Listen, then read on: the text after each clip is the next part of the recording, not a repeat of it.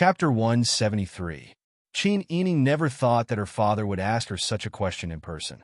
She was an unmarried girl, so her face was red from embarrassment when she discussed this topic with her father. When Qin Huaiyuan saw Qin Yining's bashfulness, he smiled and said, "You're a big girl now, and our family situation is special. Moreover, your mother's temperament is not suitable for her to participate in the matters of the imperial court. However, your marriage cannot be separated from the matters of the imperial court. With my current status, and you're my only daughter, your marriage as your father, I have to make the decision for you." "Yes, daughter will listen to father's arrangements." Qin Yining nodded obediently. Qin Huaiyun smiled and said, "Then if father wants you to be the crown prince's consort, are you willing?" When Qin Yining heard this, her heart skipped a beat. She didn't know why she felt sad, but she still nodded. "As long as father feels that my marriage is suitable, daughter will naturally listen to father." Since ancient times, marriage had been decided by the parents. She couldn't abandon her family in order to pursue her own happiness. Normally, she enjoyed the benefits of her family, but at this critical moment, she wasn't willing to do anything for her family. What kind of person would that make her? Qin Huaiyuan had the thought of teasing her. He glanced at her expression and said, "Your Highness the Crown Prince is a magnanimous and amiable person. Although you don't have much talent in politics, you're good enough to be a conservative ruler. He's also wholeheartedly devoted to you. When he found out that the Emperor and Empress wanted to kill you, he immediately rushed over to inform you. I think he's also sincere to you." Qin Yining gently pursed her lips and nodded. Father is right. His Highness the Crown Prince does have his good points, but as a conservative ruler, his success is too trashy. Daughter will say something disrespectful and offensive. Now that the world is in chaos, the peaceful days of the Dayan are temporary. Even if there are no external enemies, the corruption in the imperial court must be dealt with and the common people must be saved. But His Majesty himself is greedy for pleasure and doesn't care about the people's livelihood. In my opinion, if we want to count on His Majesty to work hard for the country, it would be better to count on him to leave the country as soon as possible. And with the Crown Prince's talent, I'm afraid that he won't be able to hold on to such a huge mess in his hands. Moreover, there are still Tayton and Dezhou eyeing him covetously. In your daughter's humble opinion, it's best for our family to make early plans and think of a way out. Even if his father didn't care about sacrificing his life for the country, he still had to consider old Madam and the rest. The bloody lesson of Ding General Manor is right in front of us. Even if we're not afraid of death, we can't die for such a muddle-headed and incompetent person. Therefore, I don't recommend getting involved with the royal family." Qin Huaiyuan had long known that Qin Yining was quick-witted and clear-headed. He was often able to discern the overall situation from small details, and he was also very accurate in his criticism of the current situation. But now that he heard his daughter say it so bluntly in front of him, his feelings were naturally different. Although her words were disrespectful to the royal family, Qin Huaiyuan couldn't help but admit that Qin Yining was right. He felt this kind of feeling almost all the time when he was in the imperial court. He also wanted to turn the tide and push the crown prince to the throne. He wanted to rectify Dayan's unhealthy tendencies. Unfortunately, the crown prince's talent was in calligraphy and painting, not in politics. "You little girl, your father is talking to you about your marriage, but you're using your relationship with the imperial court to deny the crown prince." Qin Yining's face reddened, and she said with a smile, "Your daughter isn't speaking nonsense. Since your daughter's marriage can be decided by the imperial court, why can't it be denied by the imperial court? Father is a member of the imperial court, so your daughter naturally has to be involved. These are all things that have to be considered." "So you're saying that in your heart, you're more inclined towards Prince Zhongshuan?" Qin Huaiyuan asked curiously. Qin Yining was stunned by the question. After a moment, she said, "Father, it's more important for your daughter to reject the crown prince's marriage. As for the rest, it's better to take one step at a time." Qin Huaiyuan heard the zither music and knew what she was thinking. He laughed. "You're so clever. It's obvious that you don't like the crown prince, and you don't want your father to arrange your marriage to someone else. That's why you said to take one step at a time." Qin Yining's face reddened even more. She really didn't want to admit that she was somewhat moved by Pang Xiao. But when her real father put her marriage on the agenda, she couldn't help but compare Pang Xiao to those people. She always felt that the crown prince's talent was slightly inferior to Pang Xiao's. There was no need to talk about the other nobles. She didn't even look at them properly. But even so, she still had to accept reality. Don't worry. Qin Huan put away his joking expression and said, "Do you think that those officials in the court would dare to come and beg you for their family's children?" "Father, what do you mean?" Qin Yining didn't react for a moment. Qin Huayuan laughed. "That's why you can't see it clearly, because you're in the picture. Think about it. When we were negotiating for peace, Prince Zhongshuan took a liking to you. As soon as we returned to the capital, the news was spread all over the city. And Prince Zhongshuan has never concealed his love for you. When he saved your mother, he announced that the rumors were true.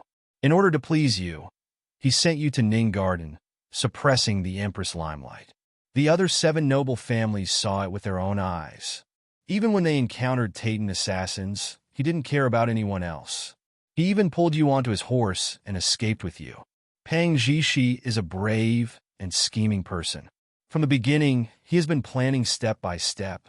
He set up this trap long ago and was just waiting for you to walk into it. Now that the trap has been set, you've already been marked with his mark. If anyone else wants to marry you or touch you, they'll probably face his thunderous wrath. And he's already had a bad reputation. Who would dare to have any thoughts about you?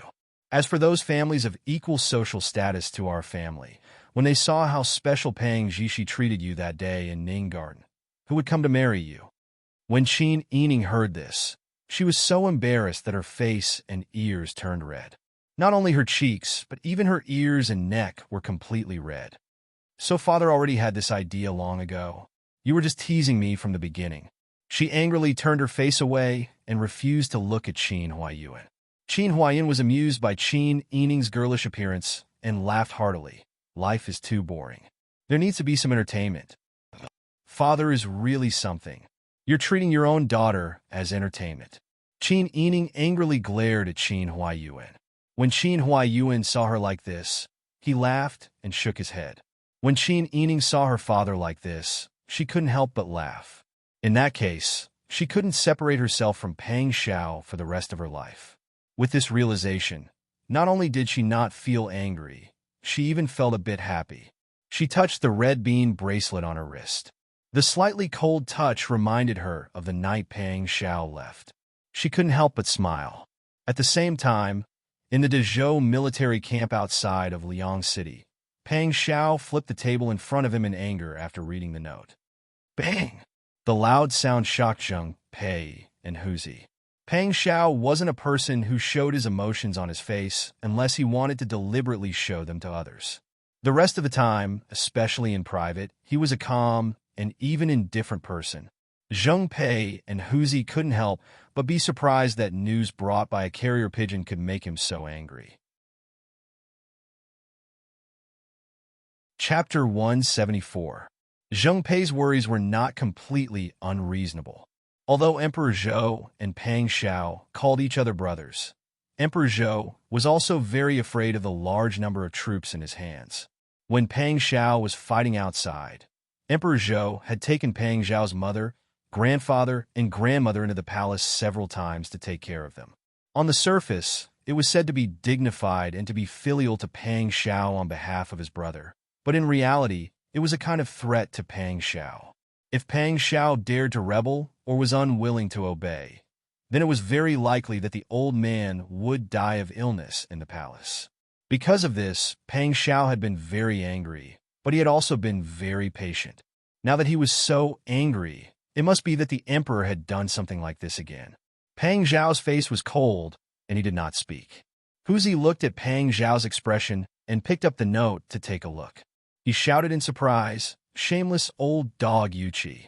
He wants to dig out 4th young, Mrs. Hart, and smash it together with the bones and meat for the bitch of the Chow family to eat, saying that it is to preserve her youth. This is simply worse than pigs and dogs." Zheng Pei took the note from Huzi's hand and carefully read it. He frowned. "Wang Yi, you should be concerned about the rear affairs now. It's fine that you left a guard for 4th young Miss Qin, but why do you often pay attention to Diane?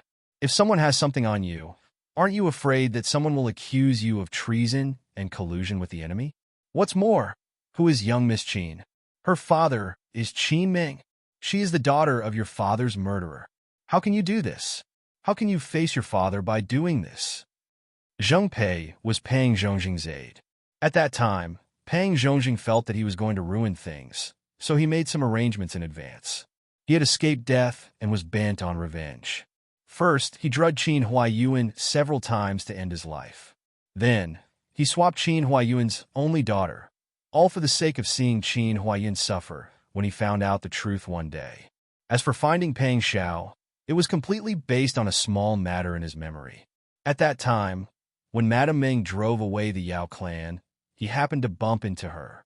After Pang Zhongjing's family died, he found the whereabouts of the Yao clan just to try his luck. He didn't expect that the Yao clan would really be lucky once and become pregnant. Later, when Li Qitian revolted, it was Li Qitian. Zheng Pei found a Yao family and brought the 14-year-old Pang Xiao, was brought into the army to be trained. Also, Pang Xiao was not even a concubine's child's sons. He was not even a consort's son was not even a concubine's was son. Zheng was, and he was of him, was considered a concubine's. As he was, as sons. He. Therefore, no matter how powerful Pang Xiao was now, no matter how frightening his name was, Zheng Pei still looked down on him. If he found out that Pang Xiao did something wrong, he would still teach him a lesson. In the past, Pang Xiao was very respectful to Zheng Pei. Today, he didn't answer. He just sat quietly at the head of the table. His sharp eyebrows revealed a faint coldness. His cold eyes, tempered on the battlefield, fell on Zheng Pei, making Zheng Pei's heart tremble. Little Wang Yi? Zheng Pei's voice was a little dry. Pang Xiao chuckled and said, Mr. Zheng, I think there is something you must not understand. Zheng Pei cupped his hands and said, Little Wang Yi, please advise me. Pang Xiao stood up and walked step by step towards Zheng Pei with his hands behind his back. His aura was like a towering mountain, oppressing Zheng Pei so much that he couldn't help but take 2 steps back and lower his head. Mr. Zheng, don't forget that this king is the master and you are the servant. Zheng Pei heard this and suddenly widened his eyes. He raised his head and looked at Pang Xiao in disbelief. His face flushed red, and he was so angry that his beard trembled. Wang Yi, what do you mean? Obviously, Mr. Zheng has forgotten his identity. Or do you think that this king is still the young boy who can be manipulated by others? Manipulated by others? He actually thought that. Zheng Pei's face became more and more purple. Little Wang Yi, what do you mean? This old man can't afford to be manipulated. Don't forget that if this old man didn't mention it to His Majesty, you would be. If Mr. Zheng didn't mention it to His Majesty, I would still be called Yao Xiao Yao. I would still be filial to my mother, grandfather, and grandmother in a small town. I could still run a small restaurant. When I was happy, I would cook a few dishes. When I was depressed, I would call a few friends to drink and have fun. Even if I couldn't be an official or become rich, I would still be happy and live a carefree life. I wouldn't be thrown into a battlefield full of broken limbs and blood at such a young age. I wouldn't have to survive in the cracks under suspicion and pressure. And I wouldn't be scolded by a servant like a grandson. Pang Zhao's words made Huzi's eyes fill with tears, and Zheng Pei's face turned pale. You follow this king, but you don't know your identity. Do you still think that this king is the young boy who hasn't seen the world? Since you've already pulled this king into this circle, and this king has climbed to this height with his own efforts, then everything is no longer under your control. Don't talk about revenge for killing his father. This king has never seen his father, nor does he have a jealous and vicious official mother. This king has no feelings for the Pang family. This king's surname was Yao from the beginning. It was you who forced this king to change his name in order to use Pang Zhongjing's banner. Is this king not right? You've used this king enough. You didn't expect this king to break free from your control, did you? You can also write this in the secret report to your majesty, telling this king's words today to your majesty. Zheng Pei's eyes suddenly widened. His lips trembled and his body trembled. He knew. He didn't expect him to know. Huzi looked at Zheng Pei in disbelief and murmured, "Mr. Zheng, how could you?" In his mind, the person who had always been loyal and devoted to Wang Yi was actually a spy arranged by the emperor to stay by little Wang Ye's side. Pang Xiao snorted coldly and sat back in his seat. He said sternly, "Mr. Zheng, this king spared your life because of father. After all, you've been loyal to father all your life. But this king warns you, don't have any ideas about Qin Si, and you're not allowed to be disrespectful in front of this king. If you stretch your hands too far, you'll be chopped off."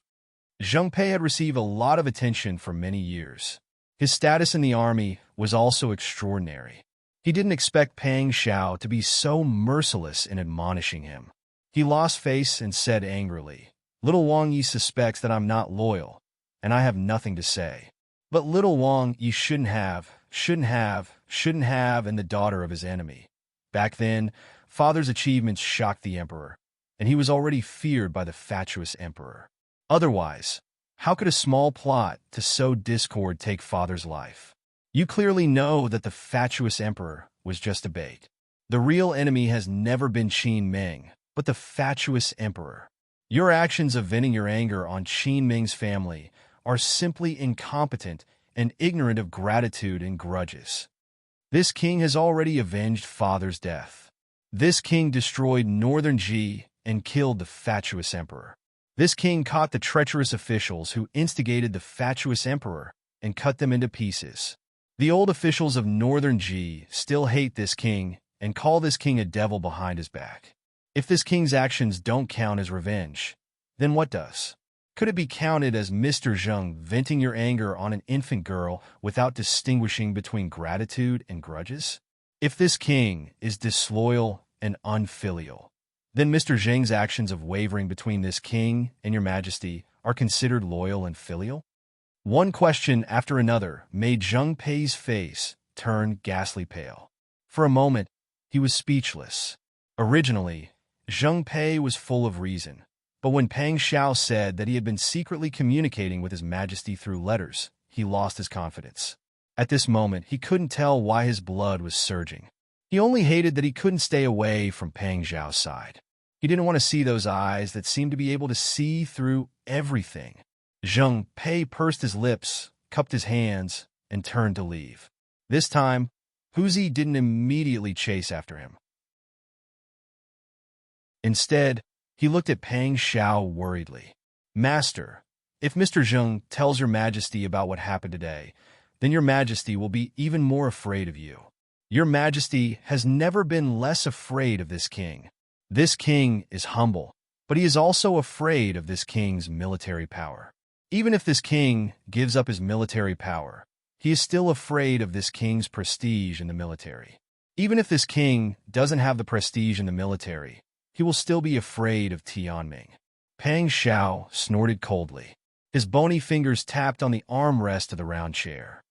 This king has long known Mr. Zheng's thoughts. By exposing him today, I will prevent him from thinking too highly of himself and doing something that this king has no choice but to kill him. In the end, his loyalty to his father is also real. Huzi nodded, thinking about Pang Xiao's words and carefully thinking about Pang Xiao's experiences over the years. He felt a wave of sadness in his heart. Wang Yi had come to this point and endured this huge pressure because he had no choice. Seeing that Pang Xiao's face was still cold, Huzi rolled his eyes and changed the topic to Qin eating. "That old dog Yuqi is so vicious. I wonder how Fourth Miss is doing now. Wang Yi, do you want to think of a way to help Fourth Miss?" Sure enough, at the mention of Qin eating, Pang Xiao's cold expression was somewhat restrained, and the corners of his lips curved up into a warm smile. "You don't have to worry. Didn't Ji Yun say that they are heading to Fairy Lady Temple? Sister, he must have thought of a countermeasure. Just wait and see. There will be follow-up news before tomorrow." Huzi raised his eyebrows and said, "Wang Yi really has confidence in 4th Mississippi, of course. How can someone that this king has his eyes on not be able to handle such a small matter?" Huzi heard this and secretly criticized in his heart, but on the surface, he agreed with him. Sure enough, the next day, news from Dian came. Pang Xiao looked at the contents of the note and couldn't help but laugh. The more he laughed, the more hearty he became. In the end, he threw the note to Huzi and laughed to himself. Huzi took the note and curiously read it carefully. He couldn't help but admire him and said, "Fourth Miss can think of this method. In this way, won't that shut up that old dog Yuchi's mouth? But you said that Fourth Miss went to Fairy Lady Temple. Could it be that she knows that Fairy Lady Lu is a Tian Jizi? Otherwise, why would she dare to use the name of Tian Jizi to spread rumors?" No, she shouldn't know. Pang Xiao thought carefully and laughed again. She must have taken money to ask Fairy Lady Lu to pretend to be a Tian Jizi. That bald guy, wouldn't his hands be tired of collecting money? Thinking of this, Pang Xiao suddenly changed his expression and said, "Tell people to immediately secretly keep an eye on Fairy Lady Temple. Pay close attention to Tian Jizi's movements." Huzi heard this and was startled. Why? Wang Yi is afraid that Tian Jizi will run away? Pang Xiao just smiled and said, "Send another post to Mu too. Tell him that this king will visit the day after tomorrow." Huzi was even more surprised. "Wang Yi, you plan to let Mr. Mu fulfill the bet? The son pays the father's debt. Tian Jizi is his master. If his master runs away, isn't it normal to find him to pay the debt? Don't you think so? What don't you think?"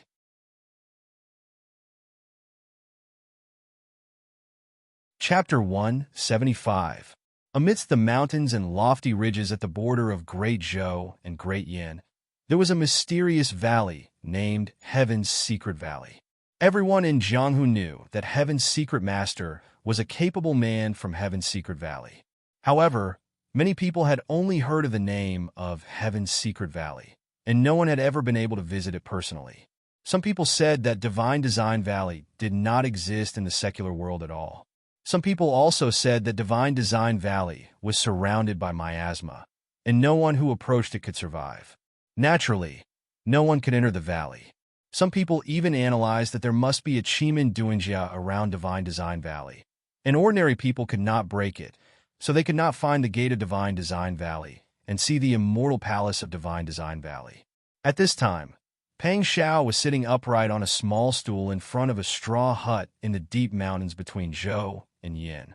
His face was dark as he stared at the young man in front of him, who looked like a crowned jade, but was wearing a patched robe. He took a wooden cup from the young man's hand, took a sip, and spat out 2 or 3 tea stalks. "Look at you. You are also Tian Jizi's disciple. Your master is a rake for money, but you are a stingy ghost who will be distressed even if you light a lamp for a while. How can your sect produce such a person? What kind of lousy tea is this? Is it also for people to eat?"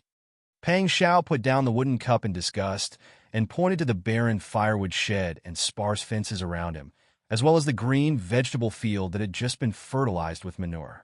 "This is all the property of your Divine Design sect? If those people outside know that Divine Design Valley is so poor, and you, the nominal head, wear patched robes, they will laugh their heads off." Mu Jing, who looked at Pang Xiao expressionlessly, poured the bowl of coarse old tea that Pang Xiao disliked into his own wooden cup, took a sip slowly, and then said in a slow voice without any tone, "My master refuses to admit that I am her disciple, and only allows me to call her martial uncle."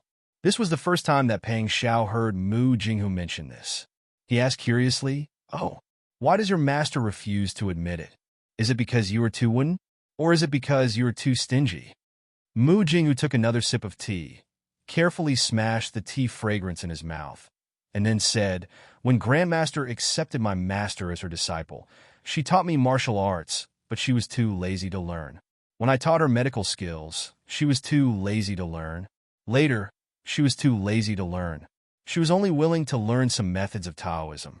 She was only willing to learn some methods, and said that she was just to make a living, to learn martial arts. She was too lazy to learn martial arts. She was too lazy to learn martial arts. And she was too lazy to learn martial arts. She was to learn martial arts and taught. At first, I wanted to call Grandmaster Master, but Grandmaster pushed me to Master and said, 'I'm not teaching you for myself. I'm teaching you to protect her. She's your master.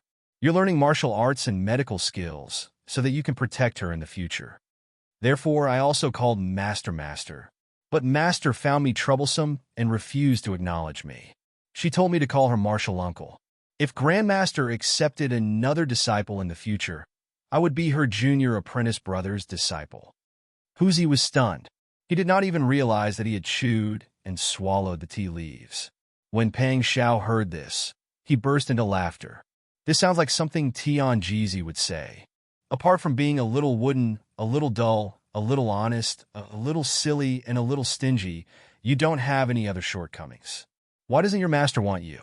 Why does she insist on making you her martial nephew? Mu Jinghu raised his head. After a while, he asked, "You have already pointed out so many of my shortcomings. No wonder Master did not accept me as her disciple." Ha! Pang Xiao was amused by this blockhead and laughed loudly again.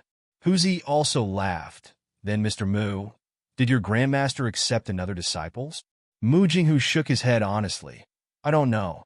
Grandmaster is elusive. I haven't seen him for many years. Pang Xiao laughed and sighed. Blockhead, I am here this time to make you fulfill the bet. Stupid fox, I know. Otherwise, the two of you would not have been able to find me. Mu Jinghu put down his wooden cup and said seriously, I helped you this time. After that, we are even. Good. It's a deal. You are a fox. Too cunning. I don't believe you. Mu Jinghu took out half a piece of paper from his sleeve. There was a written agreement written on it with charcoal and handed it to Pang Xiao. Put your fingerprint on it. Pang Xiao looked at the shabby piece of paper and said speechlessly, Even if you want to write an agreement, can't you find a better piece of paper? As he spoke, he smeared some charcoal and put a fingerprint on it. Mu Jinghu seemed to be relieved. He put the agreement into his pocket and said, Tell me, what is it? Blockhead, I want to ask you to protect someone for me. Someone who is very important to me. I will protect her until I bring her to my side. Mu Jinghu nodded. He did not ask who the other party had offended and why he needed to protect her. He also did not ask when Pang Xiao would bring her to his side.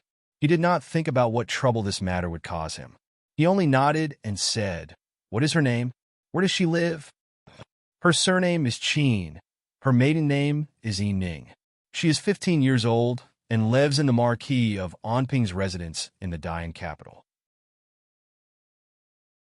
She is the legitimate daughter of the Marquis of Anping, Qin Ming, fourth in the family. A woman? Mu Jinghu was finally a little surprised. Pang Xiao smiled and nodded. Yes, she will be my wife in the future. Oh! Mu Jinghu nodded. It must be another fox. Pang Xiao heard and laughed again. The people in the Dian capital did not know how Pang Xiao deployed his troops in Liang City. At this time in the palace, the Empress was listening to her personal attendant's reply. She was so angry that her face had turned red. She was so angry that she smashed everything in sight. In the blink of an eye, Feng Yi Palace looked like it had been ransacked. The floor was covered with broken porcelain. Coral ornaments were overturned. Incense burners fell to the ground. Jewelry boxes were overturned. And the huge string of Eastern beads was torn apart, the beads rolling all over the floor. The palace servants were all trembling in fear.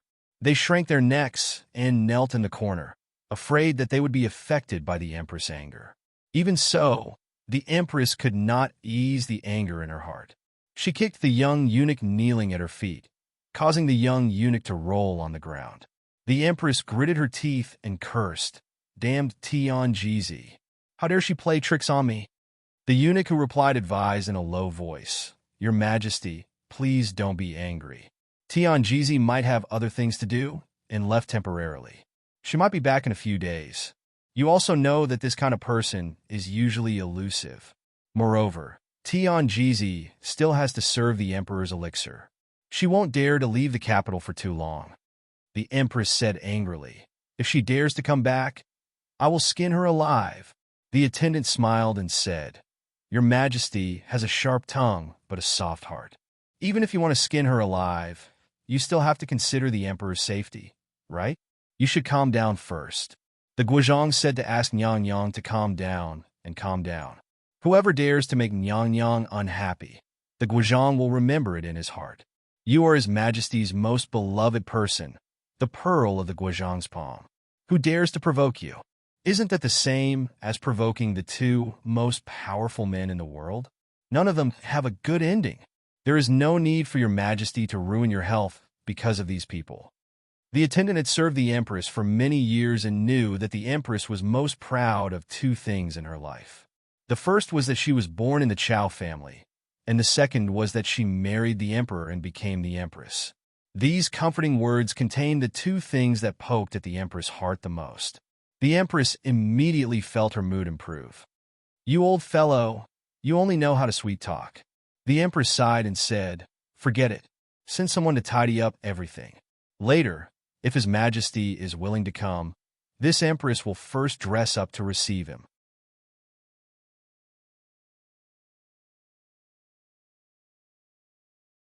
Chapter 176.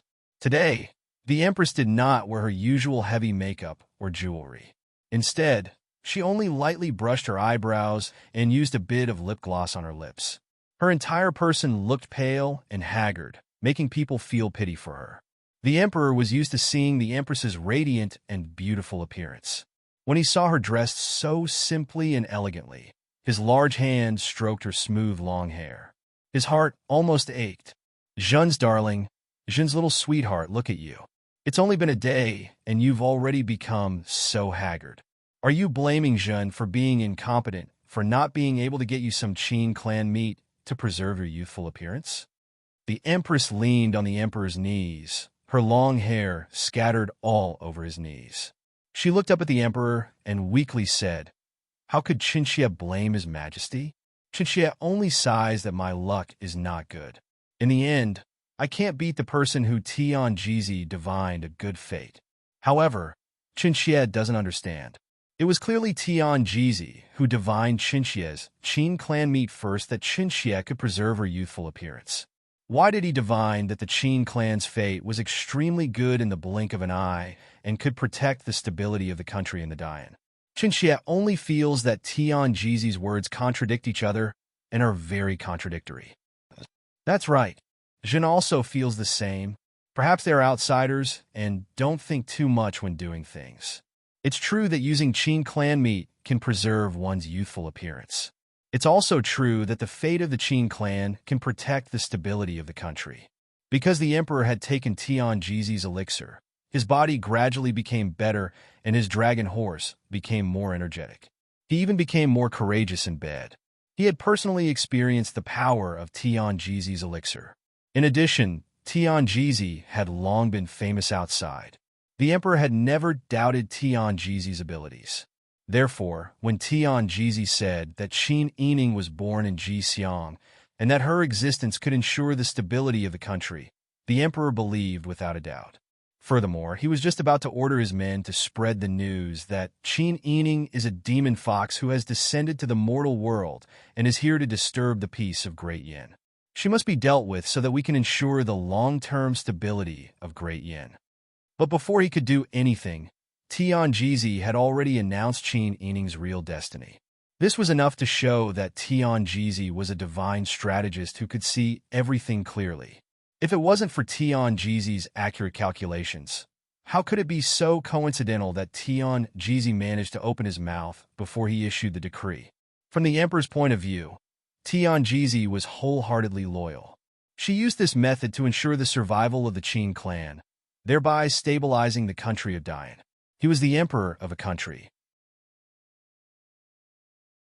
Even if he didn't believe that the existence of a little girl like Qin Yining could ensure the survival of the Yin dynasty for thousands of years, the emperor was very willing to believe that this Jixiang was true after being beaten by Dezhou for so long. The empress had accompanied the emperor for many years. How could she not understand the emperor's thoughts? She could guess what the emperor was thinking when he raised his eyebrows. The emperor didn't know that Tianjizi didn't calculate that Qin Yining's flesh could retain her youthful looks. She had made up this story after threatening Tianjizi. Naturally, she didn't know the truth behind this matter. However, she couldn't explain to the emperor that Tianjizi promised me first and then played me. Therefore, this time, the empress could only suffer in silence. If His Majesty says so, then it's naturally like this. The empress suppressed her unwillingness and suppressed her anger. Tears of grievance flowed down her face. This concubine just feels that this concubine's life isn't good. Just a few days ago, His Majesty warned Wang Yuxian. My father only had a few capable disciples, and one of them was destroyed. This concubine's family doesn't have many male descendants, so I was counting on a few disciples to hold up the family's reputation. Wang Yuxian was warned by His Majesty, and this concubine was laughed at in the harem. I wanted to retain my youthful looks, but I couldn't touch the Qin clan. This concubine's heart is very sad. When the emperor heard the empress' sweet voice, his heart melted into water. My darling, what do you think will make you happy? As long as it's within His Majesty's power, His Majesty will agree to it.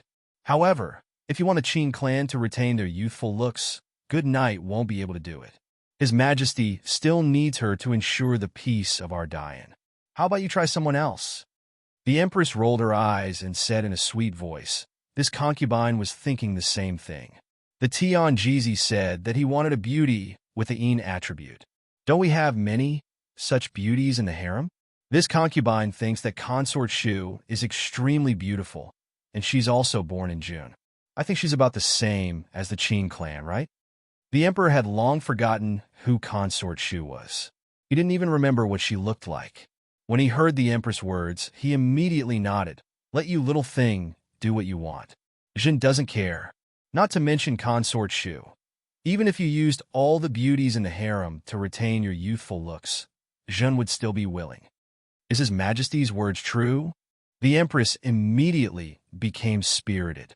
She sat up straight and wrapped her arms around the emperor's neck. Of course it's true. The emperor generously kissed the empress' lips. The empress immediately smiled and laughed happily with the emperor. Percent, what did you say?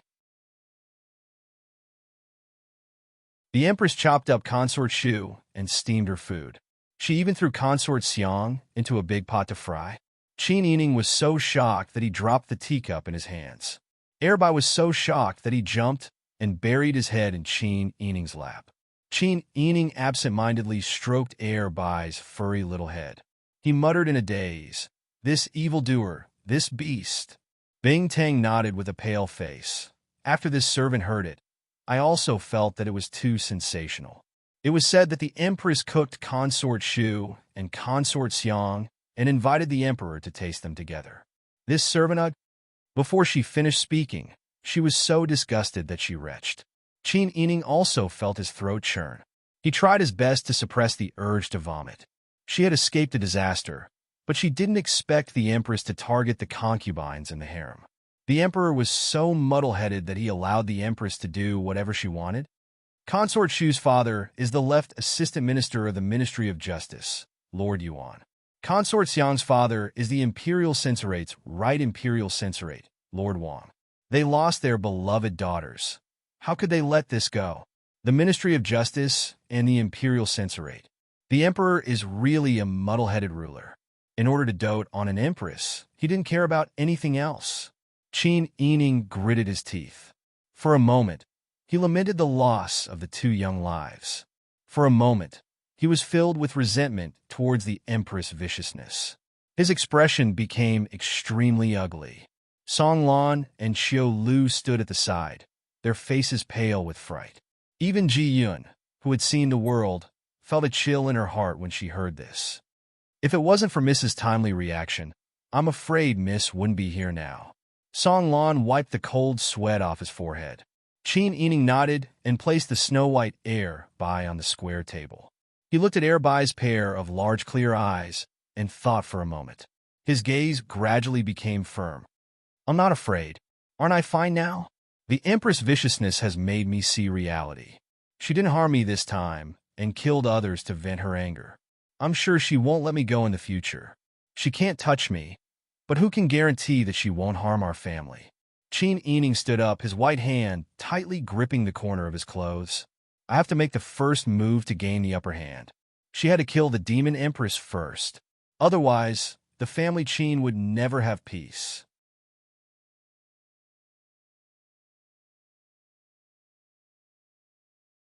Chapter 177.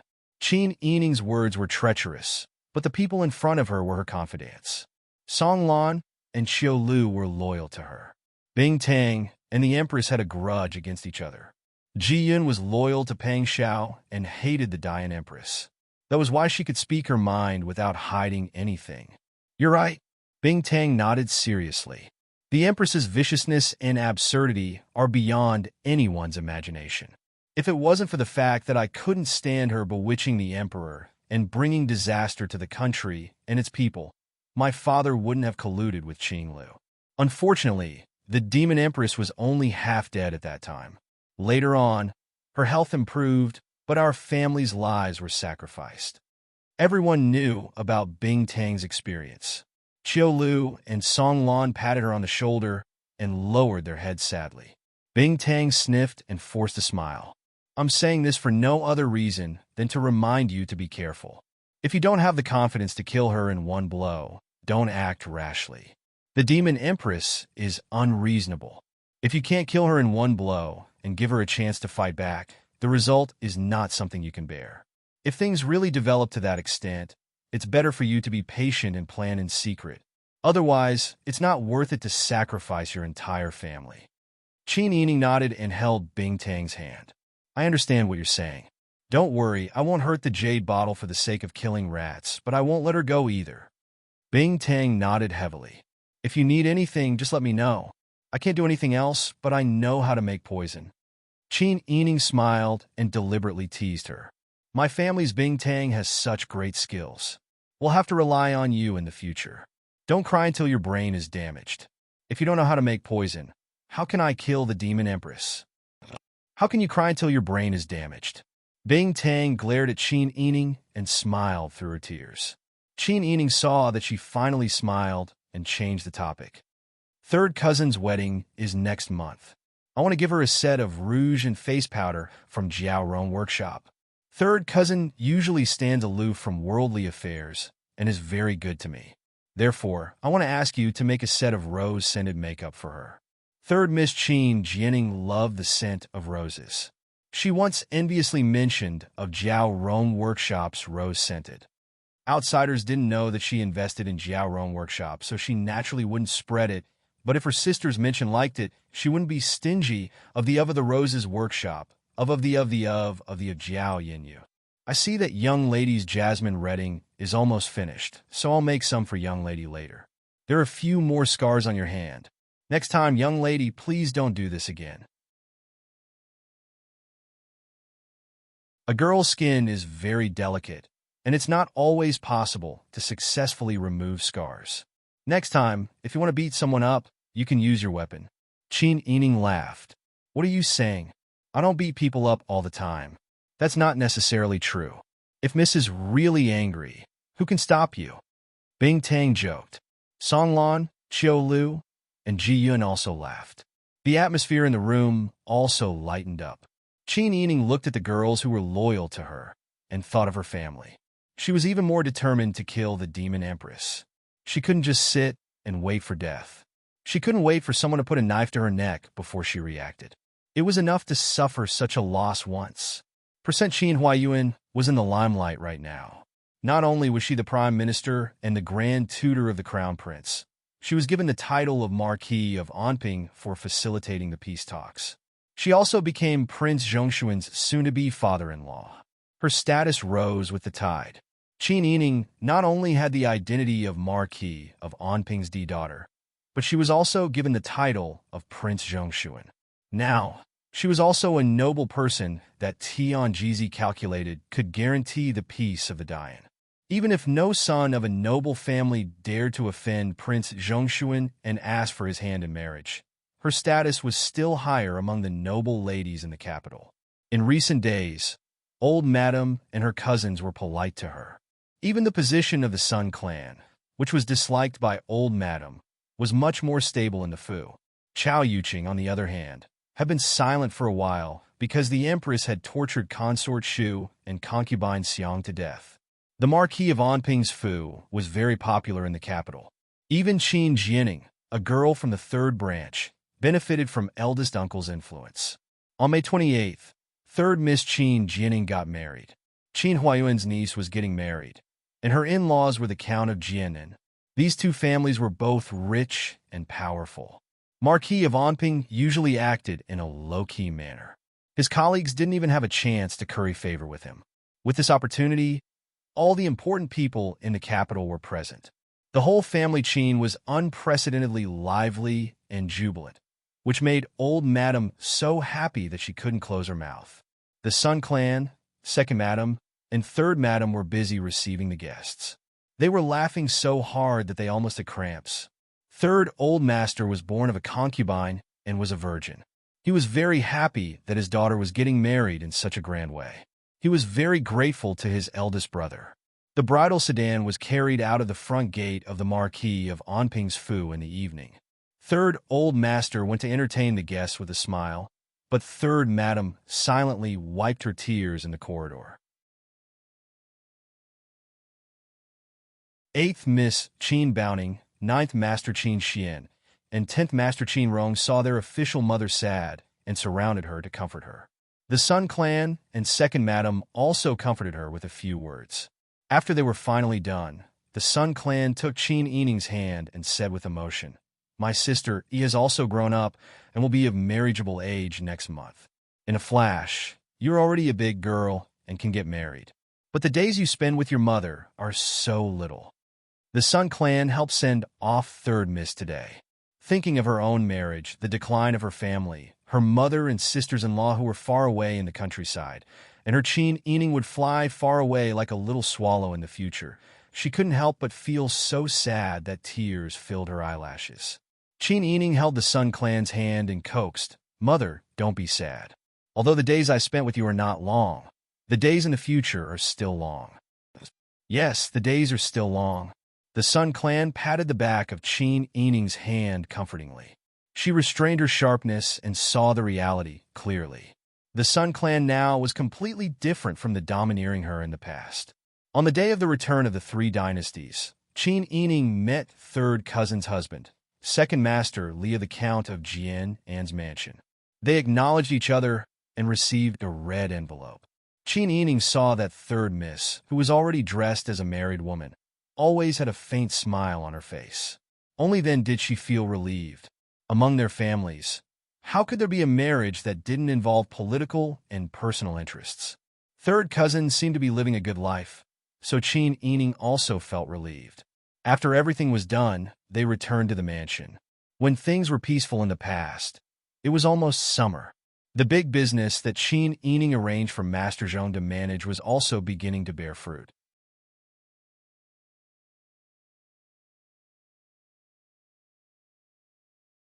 Chapter 178. Head shopkeeper, don't laugh at me. I don't have much experience, and I can only think of a few quick ways to make money. If it wasn't for head shopkeeper's extraordinary abilities, how could an idea be of any use? Qin Yining held a light blue wide sleeve in one hand and a teapot in the other. She poured the green tea into the carp lotus teacup and then brought it to Master Zhong. Master Zhong received it with both hands, overwhelmed by the favor, and repeatedly expressed his thanks. Qin Yining smiled. She picked up the fan like a cat catching a butterfly and waved it twice. The hair hanging down her temples naughtily stuck to her pink cheeks and was carelessly tucked behind her ears. Our Zhao Yun Agency's properties are all recorded in the Imperial House. The Emperor and Empress act without any rules. After several inquiries, I can now conclude that the Emperor does have the intention of plundering the Zhao Yun Agency. That day, he destroyed the Duke Ding Fu so happily. One of the reasons was because the Emperor wanted to take the Zhao Yun Agency into the internal treasury. But because of his face, my father's identity, and the previous rumors, the Emperor can't make a move now. But I think that he won't give up on this idea.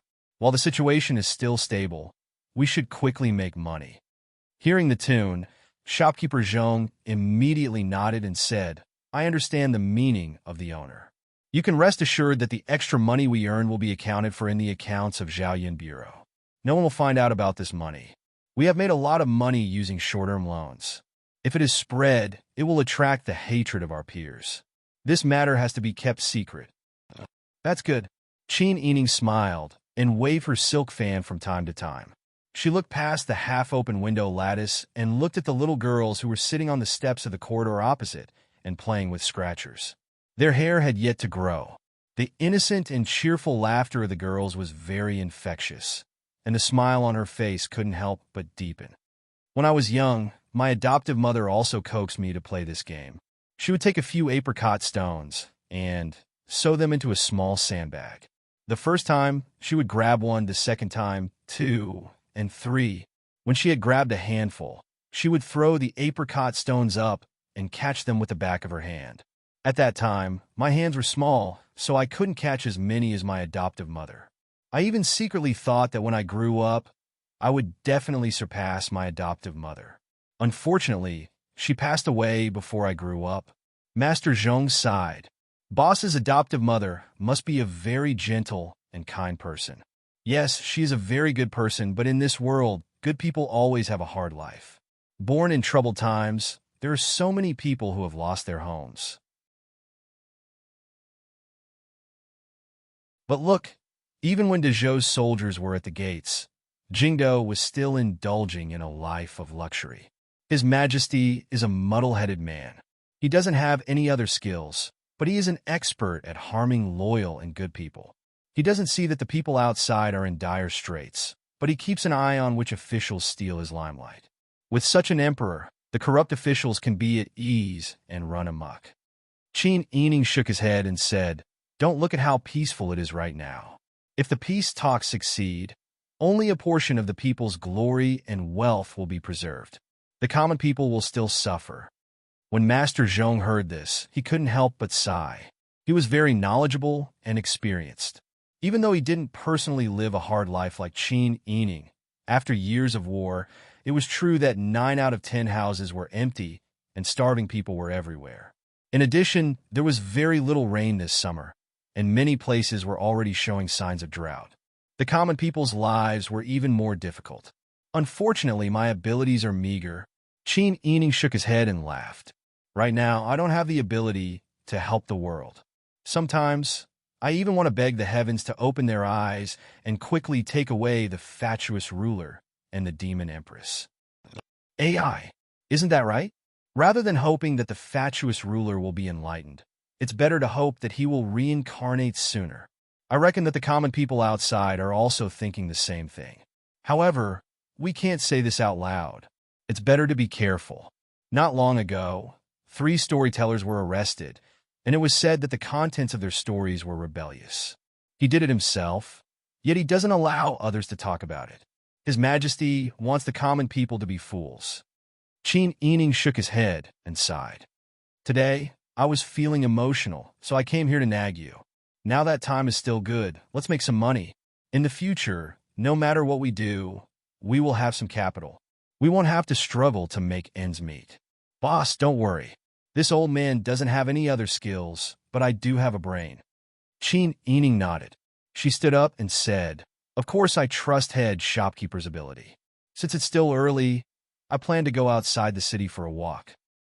I'll send you off. Please wait." Qin Yining exchanged some pleasantries with Master Zhong, then bid farewell and left the Zhong family. When he reached the main entrance, Jian helped him put on a snow-white veil hat. Bing Tang had been waiting at the entrance with the date red horse that Huzi had given her for a long time. When White Cloud saw Qin Yining come out, it immediately raised its neck and snorted. Qin Yining chuckled and went forward to untie White Cloud's reins. He gently stroked the silvery white mane on its neck and said with a smile, "Did you get impatient from waiting?" White Cloud intimately rubbed against her cheek. Jian smiled and led her yellow horse over.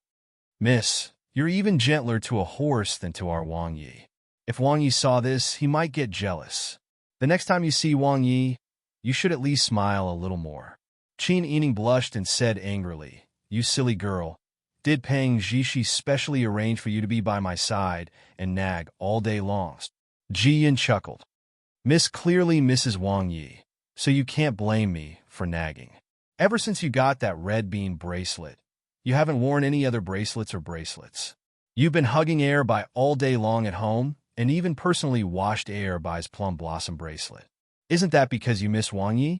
Naughty girl, if you keep talking, I'll chase you back. I won't take you out to walk the horse. Qin Yining glared at her with a red face. Bing Tang and Ji Yun winked at each other and laughed. Qin Yining nimbly flipped over and leaped onto the horse. Let's go outside the city for a while before returning to the residence. Old Madame wants to investigate the corruption of the old servants in the kitchen. If we return early, it will be troublesome. Old servant Liu, who was in charge of the comprador in the main kitchen, passed off shoddy goods as good ones and even secretly moved rice grains from the residence into the residence.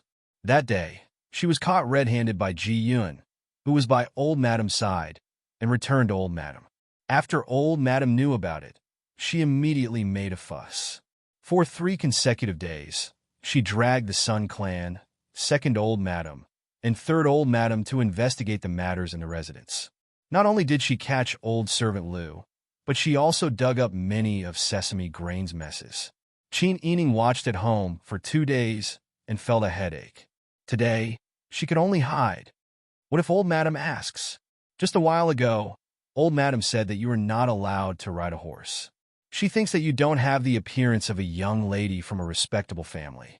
Although Ji Yun said this, she nimbly jumped onto the yellow horse. Qin Yining lifted the veil on her veil hat and said with a smile, "If everything depends on what others say, then we don't need to live our lives. Many people have already said bad things about me behind my back. There are all kinds of unpleasant things that they said. If I cared about those, I would have hung myself long ago. If they like it, then I will. If they don't like it, then I won't. Everyone lives their own lives. Who cares about who has a headache?" Ji Yun burst out laughing and urged the horse forward.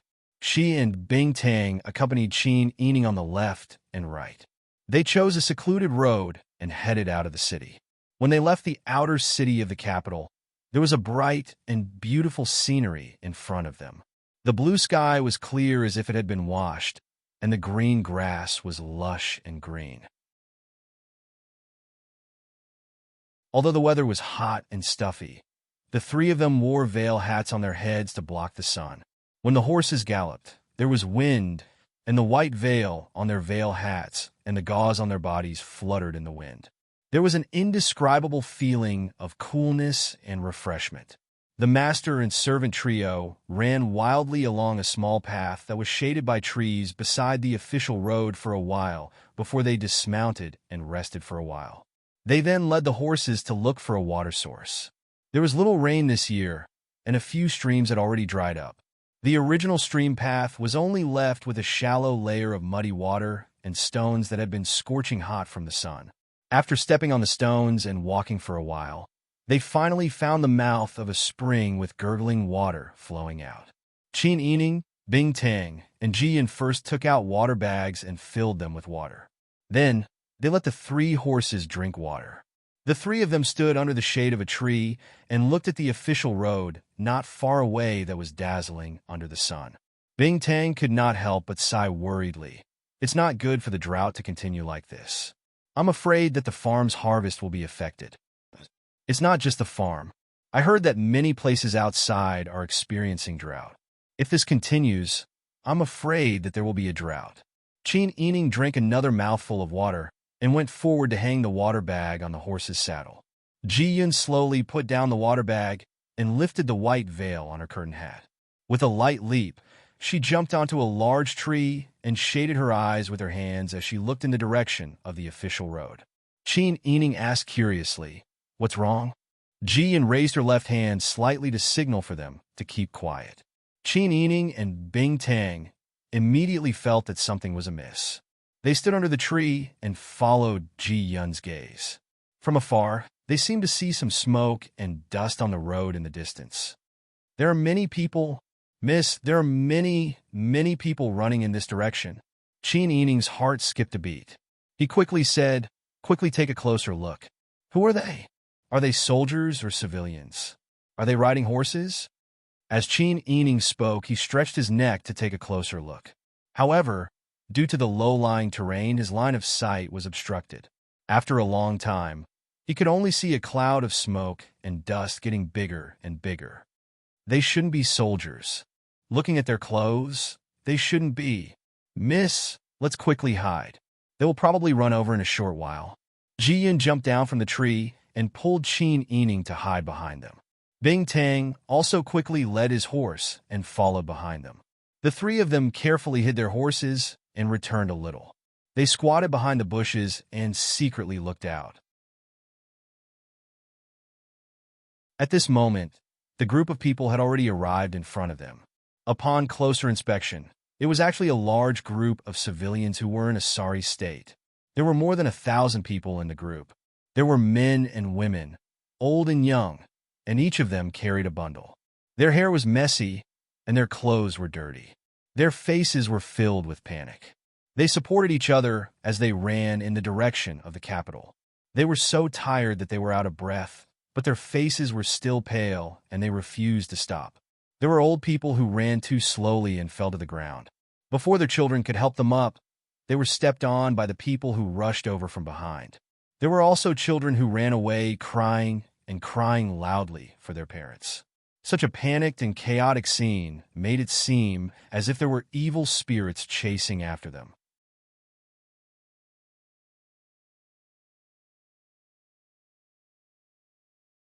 Chapter 179. Bing Tang was very close to Qin Yining, so she heard Qin Yining's words clearly. When she heard that it was a war, she broke out in a cold sweat. Although she was now a servant and had been a Taoist nun for a while, in reality, she was born into a noble family and had not suffered much since she was young.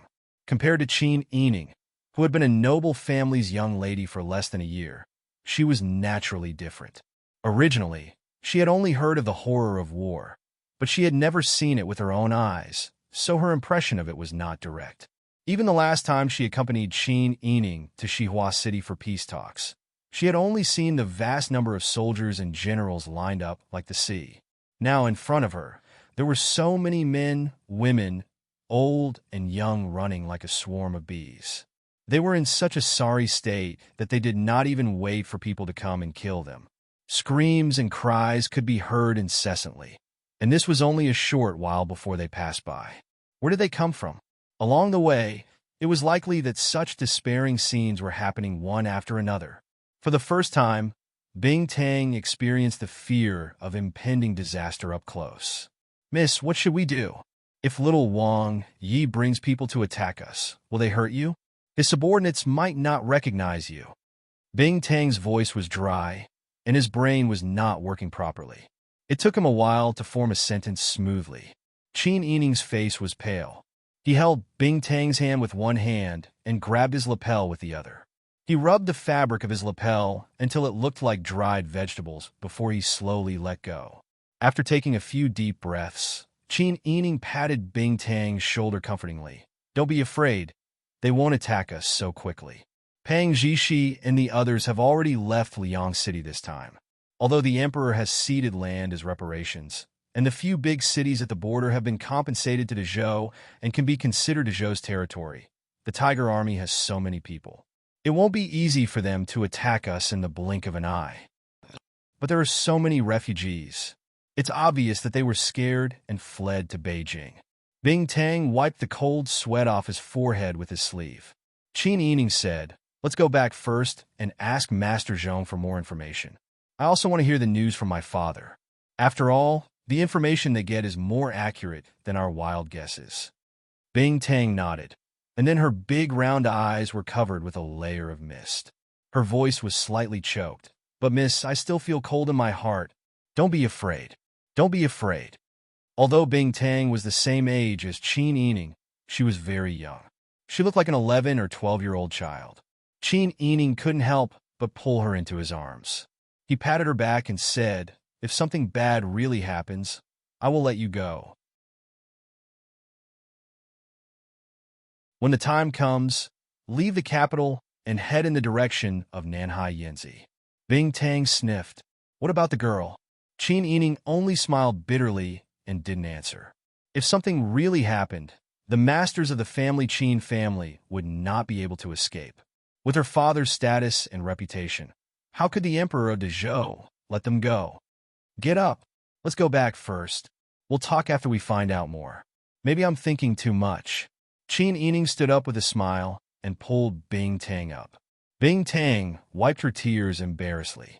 Compared to Qin Yining's calmness, she was a bit embarrassed. Ji Yun, who was standing to the side, looked at Qin Yining and Bing Tang with a gentle gaze. Seeing the two girls calm down so quickly, she couldn't help but admire them. She came forward and carefully helped Qin Yining remove the grass and twigs from his clothes. The three of them mounted their horses and took a small path to avoid the group of refugees. Then, they rushed back to the capital along the official road. After entering the outer city gates, they immediately rushed to Master Zhong's house. Master Zhong was calculating and checking the accounts when he heard a servant report that Qin Yining had arrived. He went out to welcome them in surprise. When he arrived at the door, he saw that the three of them had extremely ugly expressions.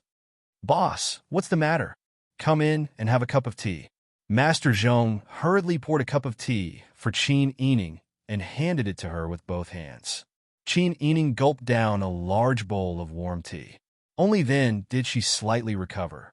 She told Master Zhong in detail about what had happened just now. Finally, she said, "I think that group of people will arrive at the city gate soon. Head shopkeeper, please help me investigate their background and situation. Also, pay attention to any other movements. I also need to quickly return to the residence. My father should have dismissed the yamen by now. I need to discuss this with him." When Master Zhong heard this, he was also sweating profusely.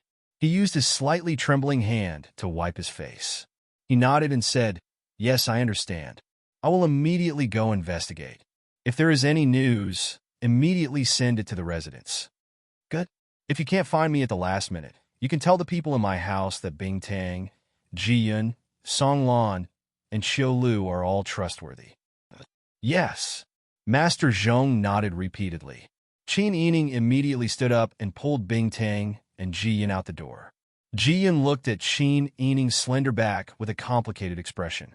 She couldn't help but ask, "Young lady, you still trust me?" Qin Yining stopped in her tracks. She turned around and asked strangely, "What nonsense are you talking about? I was given to young lady by little Wang Yi. I also frequently report young lady's recent situation to little Wang Yi. I thought that if a war really broke out, young lady wouldn't trust me." Qin Yining's expression was somewhat complicated. He stared at Ji Yun for a while before saying, "This is a different matter. I can clearly distinguish between them. Moreover, Pang Zhishi was already de Zhou's Prince Zhongshuan from the first day I met him. He had already led the Tiger Army to flatten many mountains and rivers in Dian. It wasn't the first day I found out about his identity. He also didn't become like this all of a sudden." At this point, Qin Yining faintly sighed. "In the end, we are from different countries. We just have different standpoints. With Emperor Zhou's ambition, he won't be content to stay in one corner of the country. It's also expected that he would target Dian. Not only Dian, but even the Taitan in the north. Even if the Zhou's national strength isn't enough now, this doesn't affect his desire to conquer." Ji Yun looked at Qin Yining and felt heartfelt admiration for him. No wonder Wang Yi valued her so much and pampered and protected her like she was the apple of his eye. She was quick-witted and calm when faced with problems. She wasn't like other girls who were confused by a few things. She looked at things rationally and was able to calmly deal with problems. At this point, Ji Yun had already regarded Qin Yining as her second master. There was no longer any resistance in her heart. The three of them got on their horses and headed towards the marquee of Anping's residence. The city was still bustling with activity. The passers-by still didn't know that a war was about to happen. There were still stalls and people selling goods in the market. There were still children in tattered clothes chasing and playing on the side of the road. There were also women who pushed open old wooden doors and stuck half of their bodies out to call their children to eat. Seeing all this, Qin Yining's heart tightened. She didn't know what the future would be like. The capital was probably the only place left in the Dian that had such a pure land. Were they about to lose the last pure land in the Dian? The three of them returned to the Marquis's residence. As usual, they walked through the outer courtyard south gate and first sent the horses to the stable. Then, they walked through the corner gate and entered the outer courtyard. Qin Yining casually asked the servant boy in the outer courtyard, "Has the Marquis returned?" Fourth young mistress. The Marquis is currently in the outer courtyard study. Qin Yining nodded and quickly walked towards the study.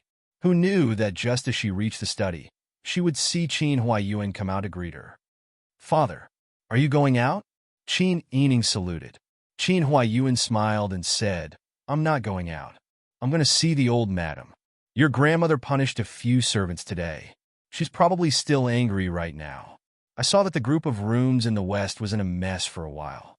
Someone said that they were going to hang themselves or jump into the river. I was afraid that your grandmother wouldn't handle it well, so I wanted to go take a look. The group of rooms in the west were all occupied by family Qin servants. Some of the servants who brought their families along lived in those rooms. They would only enter the residence when they were on duty. Qin Yining thought about how the outside world was about to become chaotic and how the family was still entangled in these trivial matters. His expression became somewhat ugly. Father, the matter with the old madam isn't urgent. Daughter has something important to tell you. Qin Yining's expression was extremely grave. Even Qin Huaiyuan's expression was solemn. What's wrong? Did something happen outside? The first thing that came to Qin Huaiyuan's mind was that the Empress was up to something to harm his daughter. Ever since the Empress's attempt to preserve her beauty with Qin Yining's flesh and blood failed, and instead harmed consort Shu and concubine Xiang. Not only did the Emperor not punish the Empress, he even doted on the Empress more and more. Qin Huaiyuan had become even more guarded against the Emperor and the Empress. In addition, he had been in the limelight more and more recently, forming a strong contrast with Chao Guozhang, whose disciple had been demoted and had no official position. Chao Guozhang had once wanted to win him over as his son-in-law, but now it seemed that he wouldn't be able to win him over. The enmity between the two families probably wouldn't be resolved for the rest of their lives. If the Empress and Chao Guozhang worked together, who knew what kind of evil scheme they would come up with? Qin Yining shook his head and said with a serious expression, Father, I'm afraid that the war has already begun. When Qin Huaiyuan heard this, his usually calm face became grave for a moment. Qin Yining once again described in detail what he had just seen. Qin Huaiyuan paced a few steps with his hands behind his back. His expression became more and more serious. After a long time, he said, I'm afraid that things are as you have guessed. The war is really about to begin. However, the people from Little Wang Yi might not have actually come to the capital. I'm afraid that we can find some clues from those refugees. Qin Yining saw that Qin Huaiyuan didn't seem to be surprised. He couldn't help but ask hesitantly, Father, aren't you surprised by what happened today? Qin Huaiyuan smiled bitterly. I'm not surprised. In fact, when the peace talks began, I was already worried that this day would come. De Zhou used the peace talks to trick our emperor into compensating them with gold and silver. They used the silver we offered to feed their army before attacking us. These words sound like De Zhou's people are too crafty and cunning, and they don't keep their promises. However, all is crafty in war. If I were an official of the Zhou dynasty, I would have done the same thing if I knew that the Yin dynasty's emperor was timid and cowardly. However, since we are in the Yin dynasty, we have no choice but to listen to the emperor's orders. Today, De Zhou's envoy has already left Dian with the last batch of gold and silver as compensation. It's not surprising that the war has begun again. For the latest novel updates, please visit the website.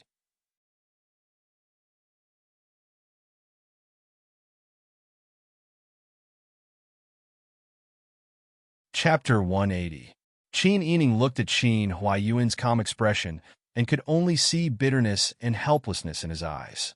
Just like how a person cannot choose the family they were born into, the country they were born into, whether the country was strong or weak, whether it was peaceful or at war, there was also no choice.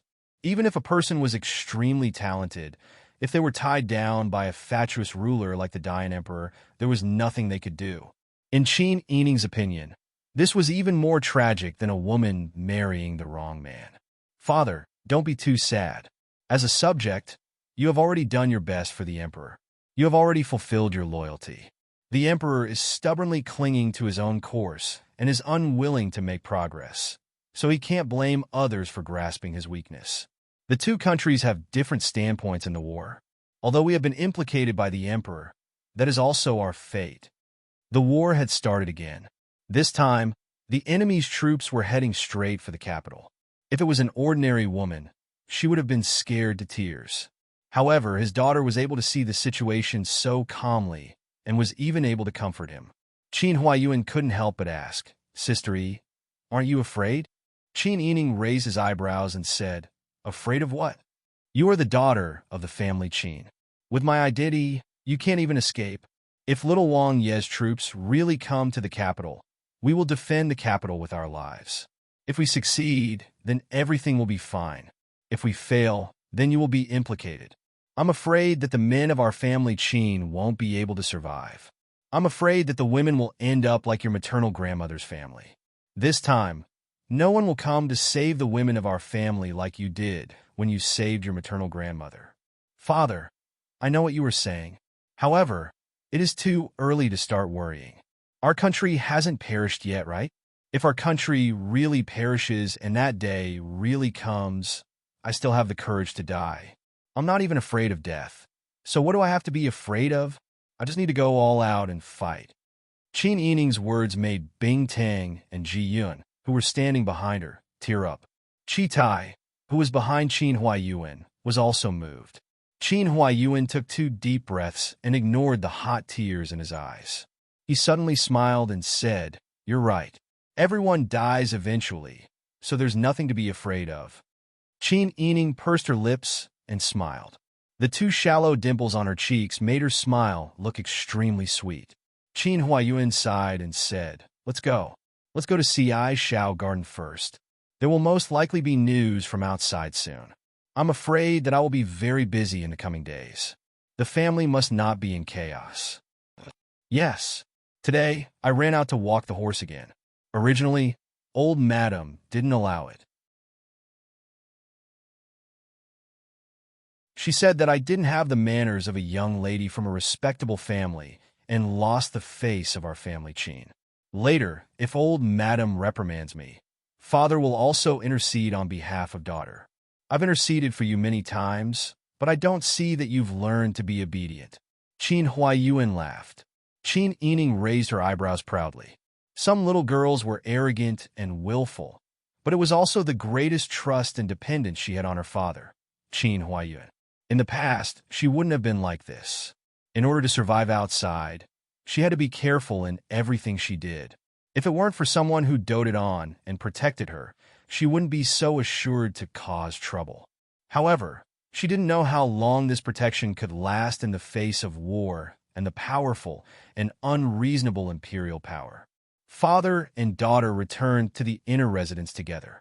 As soon as they arrived at the Chuehua Gate, they heard the sound of flogging and the screams of old women begging for mercy.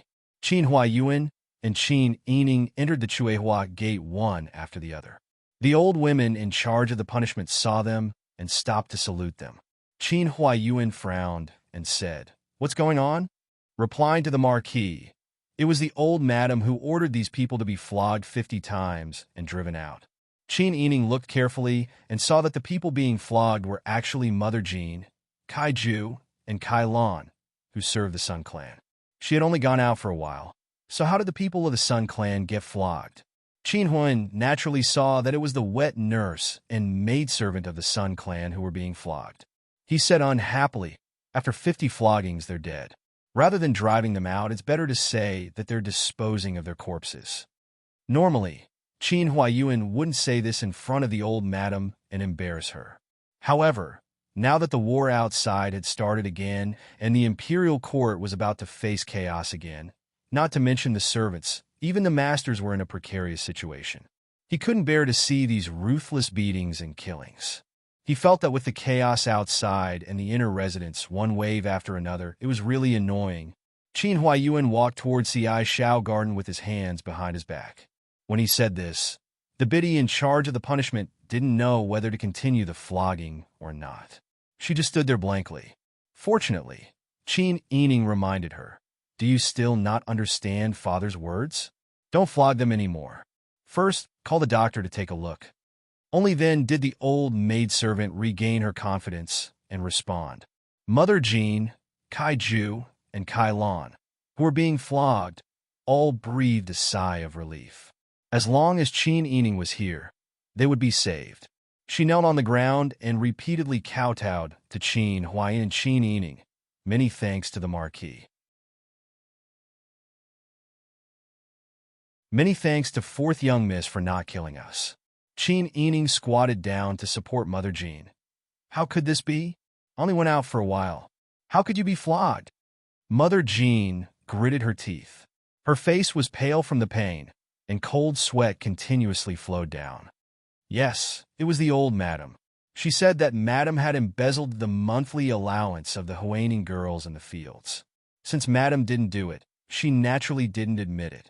The old madam found out that it was us who did it. Thus, she became angry. Mother Jin's words were intermittent. It could be seen that she had been flogged fiercely. Qin Yining knew that the old madam was looking for trouble to target the Sun clan.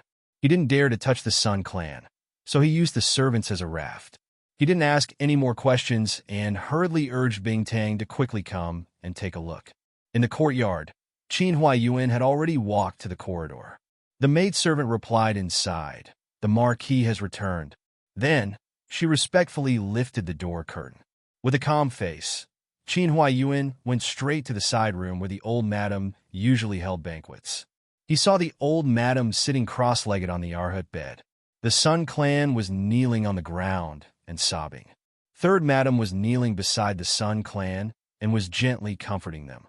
Second madam was beside the old madam, bowing and pleading for leniency. Qin Huayan came in and only heard the last sentence. After all, those people were brought by eldest sister-in-law. There's no one left in Dukdingwa's Fu. The old madam should leave the accompanying room for eldest sister-in-law. The old madam slammed the table. There's no one left in Dukdingwa's Fu. Could it be that there's no one left in our family, Qin? Are we going to condone those wicked servants to mistreat my sister Hui? Qin Huayuan came in and didn't salute. He sat down on the armchair at the side and pushed away the teacup that Mammy Qin had brought over. He said coldly, "If this continues, the family Qin won't be far from having no one left." The old madam choked and stared at Qin Huayuan in disbelief. Qin Huayuan rubbed the space between his eyebrows and said tiredly, "Mother, the matters in the inner residence are chaotic. I know that Mother has worked hard. It's right to deal with the corrupt comprador. But how can innocent people be involved? Now that the war has started again, the soldiers will soon arrive at the city gate. We don't know where our family's future lies.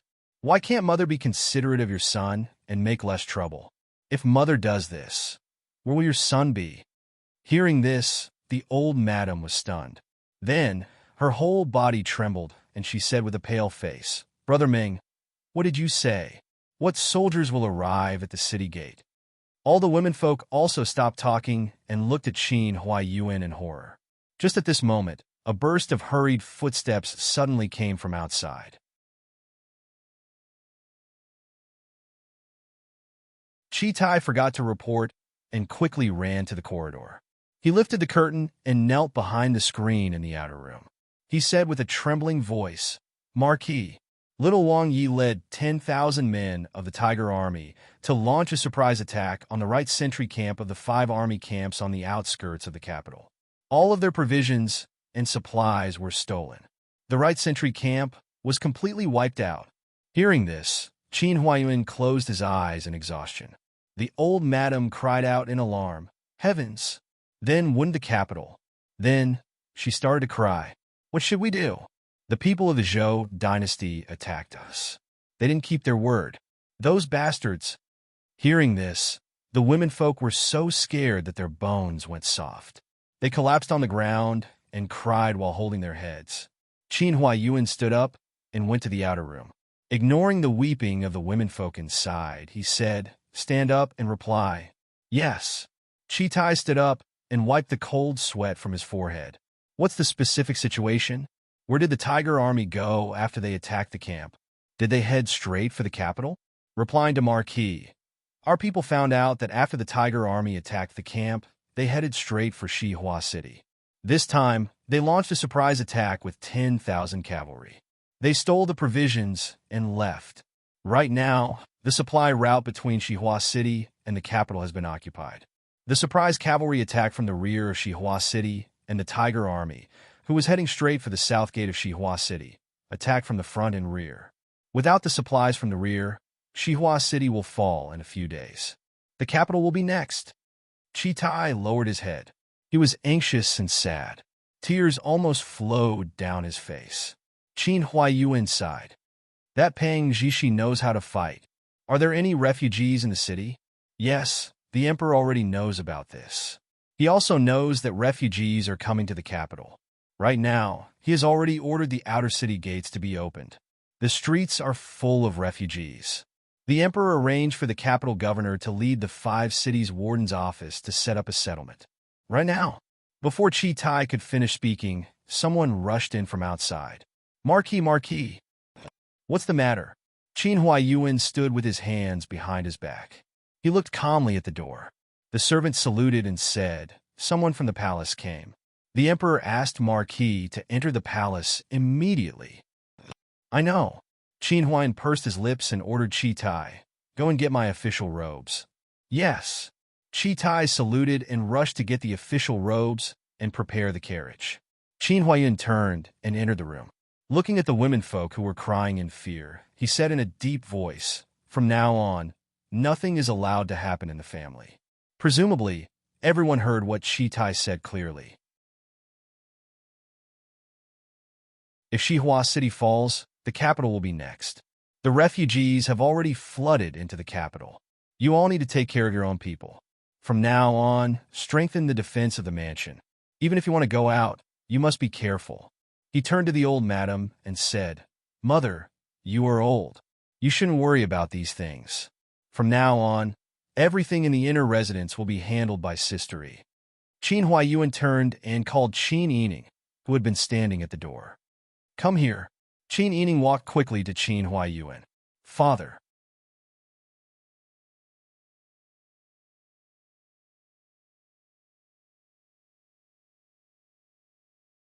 Chapter 181. Qin Yining clenched her fists, and her palms were soaked with sweat. She was not afraid of the head of the family, nor was she afraid that as an unmarried woman, she would be dissatisfied if she controlled her elders. What she cared about was that her father had said, I'm afraid the emperor will take his anger out on you. If that happens, it will be disastrous. The emperor would take his anger out on her? Naturally, he would take his anger out on Pang Zhao's surprise attack. In her previous life, as Pang Zhao, the people she liked could bring her benefits, but once the war started, they would bring her a lot of trouble. She, as a woman of the boudoir, was already like this, not to mention her father, who was the one in charge of the peace talks. Although De Zhou couldn't blame Qin Huaiyuan for breaching the peace talks, wouldn't the emperor take his anger out on her? Pang Zhao was close to her, and before the war, the emperor would think that a marriage alliance was a good thing. But now that Pang Zhao had led the Tiger Army to attack again, how could the emperor not hold any grudges against her? Wouldn't Chao Guizhong and the empress take the opportunity to add fuel to the fire? Her father probably also understood this, which was why he had said things like, it will be disastrous. Moreover, her father had said that before he came back, he wanted her to take care of the family. His words had the meaning of entrusting her to him, and he was clearly afraid that he wouldn't be able to come back.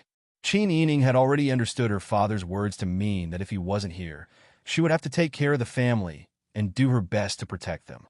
Qin Yining's forehead was covered in cold sweat, and her back was cold and wet. Even her inner clothes were soaked. Qin Huaiyuan saw that his daughter's face was calm, but her face was pale, and he couldn't help but feel distressed and guilty. How old was she? It hadn't even been a year since she returned home. She hadn't had many good days, but things had happened one after another. Now, she was in danger and had to take care of such a big mess. Even a man wouldn't be able to withstand this kind of pressure, but he had to force his daughter to bear it. Qin Huaiyuan patted Qin Yining's shoulder, unable to hide his sadness. He called out softly, Sister Yi, and said nothing else. Qin Yining looked calmer and calmer. He looked at Qin Huaiyuan seriously and said, Don't worry, father. With your words, I will do my best to take care of this family and wait for your return. Yes, you. No. Before Qin Huayuan could finish his words, he was sternly stopped by the old madam, who had suddenly regained her senses. Brother Ming, what do you mean by this? Do you think your old mother is already dead? Old madam stood up, her finger trembling as she pointed at Qin Huayu. Qin Huayuan didn't evade or give way. He only said, Mother, do you believe in your son's ability? The old madam was full of resentment, but she had to nod and admit that Qin Huayuan had always been reliable. He was smart enough and knew how to size up the situation. Mother, your son is the head of the family, Qin. In times of danger, I must ensure the safety of the entire family. Everything I do is for the sake of the family, Qin. I know that mother is uncomfortable. Perhaps second sister-in-law and third sister-in-law are not convinced that the authority to manage the inner residence will be given to a little girl. Second madam and third madam were indeed uncomfortable, but when Qin Huayuan questioned them, they didn't know what to say. Especially third madam. A few days ago, third miss got married because of Qin Huayuan. The couple had always been grateful. Qin Huayuan said, although Sister E is inexperienced, I believe that with the old madam and everyone here, Sister Yi's ability to comprehend will not be a big problem. Now that the world is in chaos, the family Qin is at the heart of the struggle because of me. If our family's residence can't be airtight, I'm afraid it will attract disaster. Sister E has been studying with me for a while. She is already very good at criticizing the current situation. She is quick-witted and can deal with unexpected situations. Therefore, I temporarily gave the authority to manage the inner residence to her. When the storm passes and the court calms down, these matters will be handed over to the old madam and you guys to worry about. Qin Huayuan's words couldn't be more clear. Now that the court situation wasn't good, people who didn't understand court affairs couldn't cooperate with him. He was afraid it would attract disaster. Seeing that the old madam, second madam, and third madam all lowered their heads in tacit agreement, Qin Huayuan was relieved. He patted Qin Yining's shoulder and instructed, give the matching tiles to Sister E in front of me. The old madam's complexion was ashen. She was extremely dissatisfied with her son's decision. But in the end, there was nothing she could do. The old madam had to admit that Qin Huayuan's judgment was correct. Among the women in this family, Qin Yining was indeed the one who was most sensitive to court affairs. In the past, he was the housekeeper of the Sun clan. Ever since the collapse of Duke Dinghua's estate, the matching tiles returned to the old madam's hands. Now that Qin Huayuan had spoken, the old madam could only reluctantly hand it over. Qin Yining took the box and looked at the shiny wooden tiles that had been rubbed by generations of people. He smiled at Qin Huayuan and said, Father, don't worry. Maybe it's not as bad as you think. You'll be back soon. That's right. Qin Huayuan also smiled. At this time, Chitai had already arrived with the official's robes. Qin Huayuan went to the side room and quickly tidied everything up. Even if he had 1,000 words to say, he didn't have time to say another word before he left with his people. Qin Yining watched as Qin Huayuan walked away. Only then did she turn around to help the members of the Sun clan stand up. She saw that the old madam, second madam, and third madam were all gloomy and gloomy. Perhaps they were dissatisfied with the fact that she was in charge of the matching tiles, or perhaps they were worried about their future. In short, no one was happy. Qin Yining also didn't want to touch bad luck at this time, so she only said, the old madam is also tired. Granddaughter won't disturb the old madam's rest. Mother, I'll take my leave first. When the old madam heard this, she waved her hand tiredly. It was fine that she was angry just now, but now that such a big matter had happened and Qin Huayuan had been urgently summoned by the emperor to the palace, she didn't know what would happen. Qin Huayuan even used that kind of tone just now. The old madam was only left with fear. How could she care about anything else? Qin Yining helped the members of the Sun clan out of the door. As he walked, he wiped her tears and advised in a low voice, Mother, don't worry. Bing Tang and Ji Yin have already sent Mother Jean, Kai Ju, and Kai Lan back to Xingming Garden for treatment. Presumably, their injuries won't threaten their lives. No matter what the old madam was thinking about today's matter, this isn't the time for us to fuss about it. Mother, please bear with it for the time being. I know. The members of the Sun clan sniffled. She was full of grievances, but she still nodded in understanding. Your father's words just now were very clear. If Dian is really destroyed, once Emperor Zhou comes to settle the score, none of us will be able to survive. What's the point of fuss about such trivial matters at this time? Mother's words are very true. Qin Yining was very moved by the growth of the Sun clan during this period of time. He smiled and said, Mother, don't be afraid. In any case, I'm still the protective talisman that can guarantee the fate of Dian. This was personally calculated by Tianjizi. In any case, it can protect your safety. The members of the Sun clan said worriedly, I'm just afraid that the Emperor will think of little Wang Ye's matter and take his anger out on you. The closer it is to this time, the more scared the Emperor will be. He won't do anything to me. Mother, you don't have to worry. Qin Yining comforted the members of the Sun clan and called for a young maidservant. Go to the Shoren Pavilion and tell Song Lan and Xiao Lu to come to Xingning Garden. At this time, only Mother Zhu will be left to look after the house. Also, tell the senior servants in charge to come to Xingning Garden in the early evening. I have something to tell them. Qin Yining was now the young miss of the family, so she was naturally different from usual.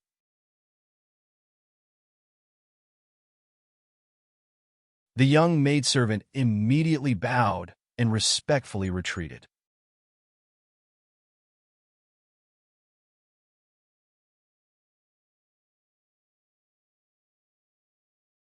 Chapter 182. When Qin Yining and the Sun clan returned to Xingning Garden, they first went to check on Mother Jean, Kai Ju, and Kai Lan's injuries. The rough servant obeyed old madam's orders and didn't go easy on them, giving them a total of 50 strokes.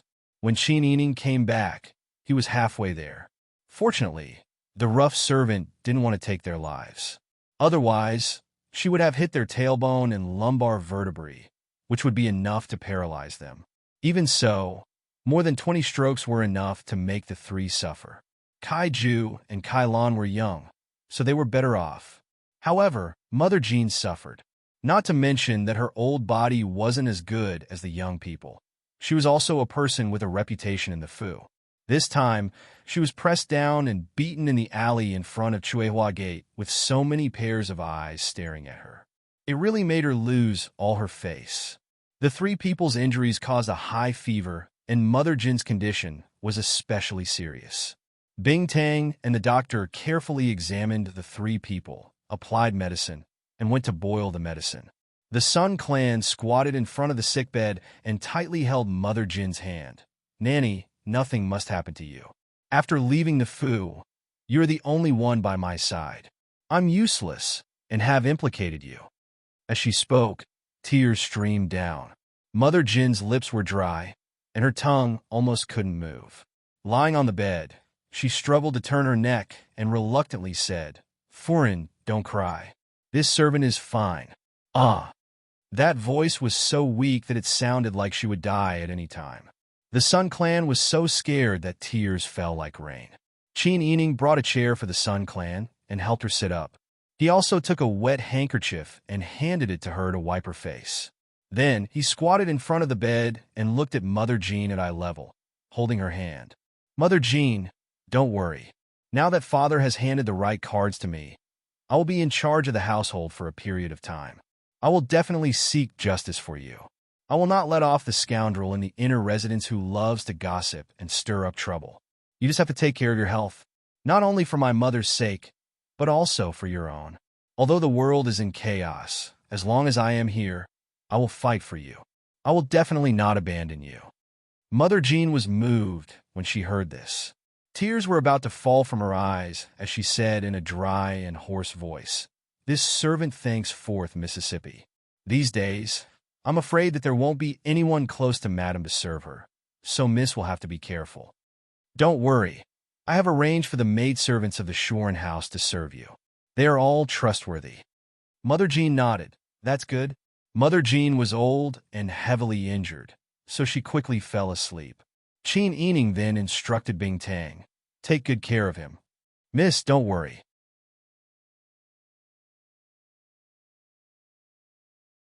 I may not be able to do other things, but this is not a problem for me. Qin Yining then called for Ji Yun to go outside and whispered to her in a quiet voice.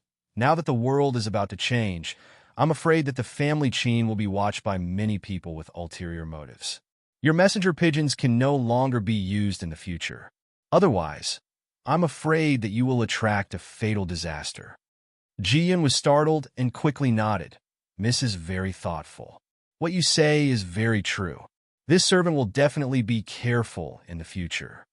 Qin Yining then nodded. They sat down in a side room and took a sip of tea. After resting for a while, someone outside replied, "Fourth Miss, the housekeeper and the daughters-in-law have arrived. Have them all go to the main hall. I will be there shortly." "Yes."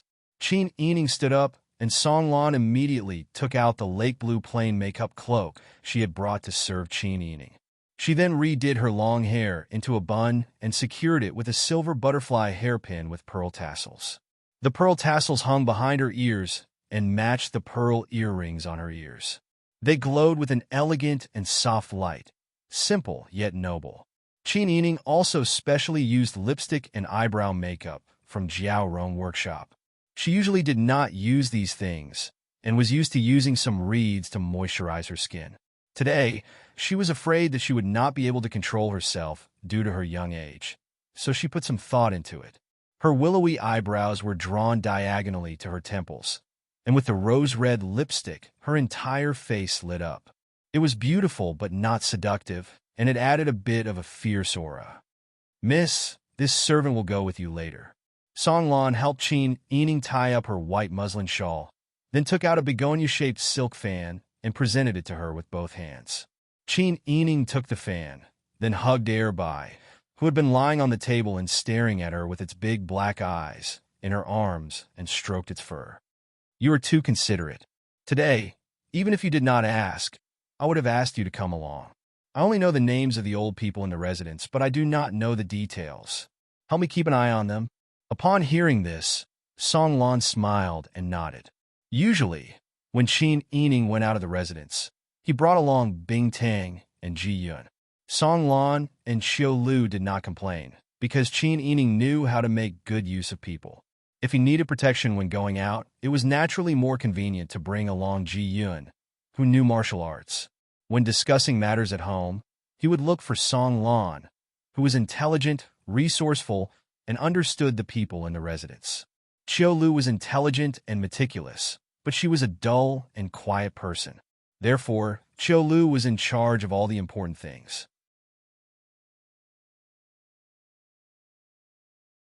As for the jade zither and jade chess pieces that her father had bestowed upon her, Qin Yining treated them as teachers to teach her how to play the zither and chess, and had always treated them with respect. Therefore, although there were many senior servant girls in the master pavilion, they all got along well with each other, and there was no such thing as stealing the limelight from others. Qin Yining thought for a while, then called for Ji Yun to bring out the cards, and the three of them went to the main hall. At this time, the servants and daughters-in-law of the various branches and courtyards were all in the courtyard in front of the main hall. More than a dozen of them were whispering to each other in groups of 2 or 3. When they found out that the Marquis had handed over the cards to the fourth Miss, they were surprised but also a little frightened. The fourth Miss was a famous savage tyrant. She was very fierce, and she would beat people up with a fierce look. In the past, when Miss Huaning was still alive, she would beat her up as she pleased, let alone them. "The fourth Miss is here," the little girl at the moon gate said loudly. The servants and daughters-in-law hurriedly stood up, and all of them stole a glance at the moon gate. They saw the fourth Miss holding a palm-sized rabbit and slowly walking over with 2 beautiful servant girls. With the green bushes as the background and the snow-white moon gate as the backdrop, the 3 of them were like spring onions, and people could not help but take a few more glances. However, when their eyes lingered on Qin Yining's face, the servant girls subconsciously lowered their heads. This person clearly did not get angry, and his smile was very gentle, but they felt as nervous as when facing the Marquis, afraid that they would say or do something wrong. Two second-class servant girls carried out an armchair from the room and placed it in the corridor of the main hall. They also placed a tall black table on one side and served tea. Qin Yining sat on the chair, placed the well-behaved heir by on his lap, and gently stroked its fur.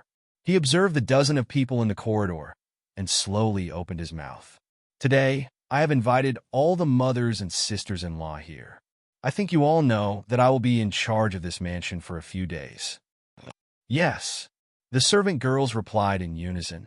I am young and ignorant, but I have been entrusted with an important task by my father. In the coming days, I will need all of your help. We do not dare. Qin Yining smiled and said, everyone here has been in the mansion for a long time, so I will not mention the rules. I will only emphasize a few things. First, from today onwards, no one in the mansion is allowed to go outside if they have no business. It is also strictly prohibited to secretly keep or receive things. The guards must keep a close eye on the doors and unlock them at 5 in the morning and unlock them at 7 in the evening. On weekdays, all the doors of the courtyards must be locked. No one is allowed to enter or leave as they wish to pass on items or information. In such a large mansion, it was inevitable that the servants would be lazy, sneak away during work, or wander around the courtyards. Originally, the rules proposed by Qin Yining were not strange, and the servants were supposed to follow them. However, everyone was used to being undisciplined, and when they suddenly heard these requirements, they could not help but feel dissatisfied. I know that there are some among you who are dissatisfied, but that is not important. It just so happens that I also have the intention of pruning the branches and pruning the leaves.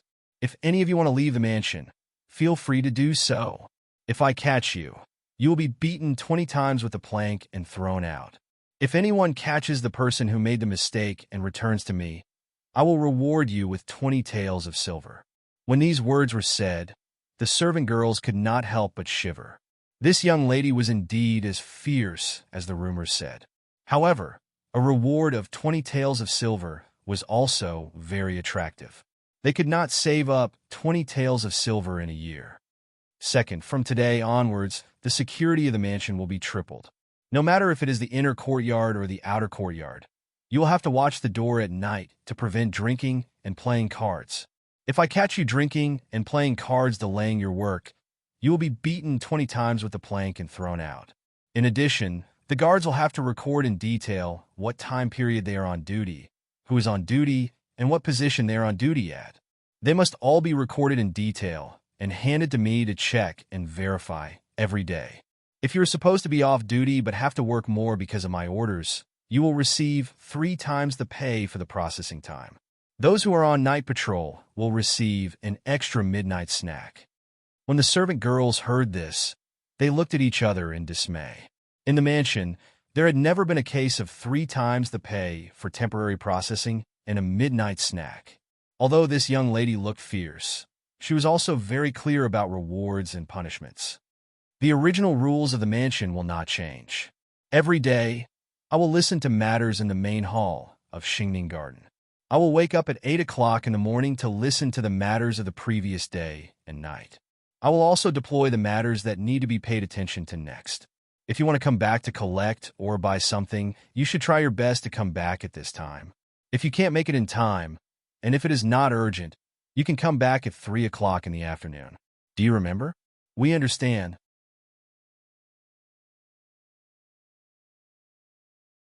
The servant girls replied in unison. Qin Yining stood up and slowly paced back and forth with air by in her arms. She said, in the days that I am in charge of the mansion, we should all do our jobs well and leave each other some dignity. As long as you don't make any mistakes, I don't want to create trouble and increase my infamy. However, you all know that my temper is not very good. If you really do make a mistake, don't think that you can escape from my eyes. I know how the people below and outside talk about me. I already have an infamy, so I am not afraid. We will follow young lady's orders. After a round of reprimanding, everyone was completely convinced by Qin Yining. When Qin Yining saw everyone's attitude, her tense body relaxed slightly. She had never managed so many people before. In the face of danger, she could only give out orders that she thought of. She didn't know if she was doing the right thing. Now that she saw that everyone was still obedient, she finally let out a sigh of relief. Outside the Moon Gate, the members of the Sun Clan saw that Qin Yining was handling the situation with ease and couldn't help but reveal a smile. They felt relieved and went back to take care of Mother Jean. After that, Qin Yining listened to the replies of the various servants and daughters-in-law and made some orders. She also sent people to stand guard outside the palace gates and quietly wait for news from Qin Huaiyuan.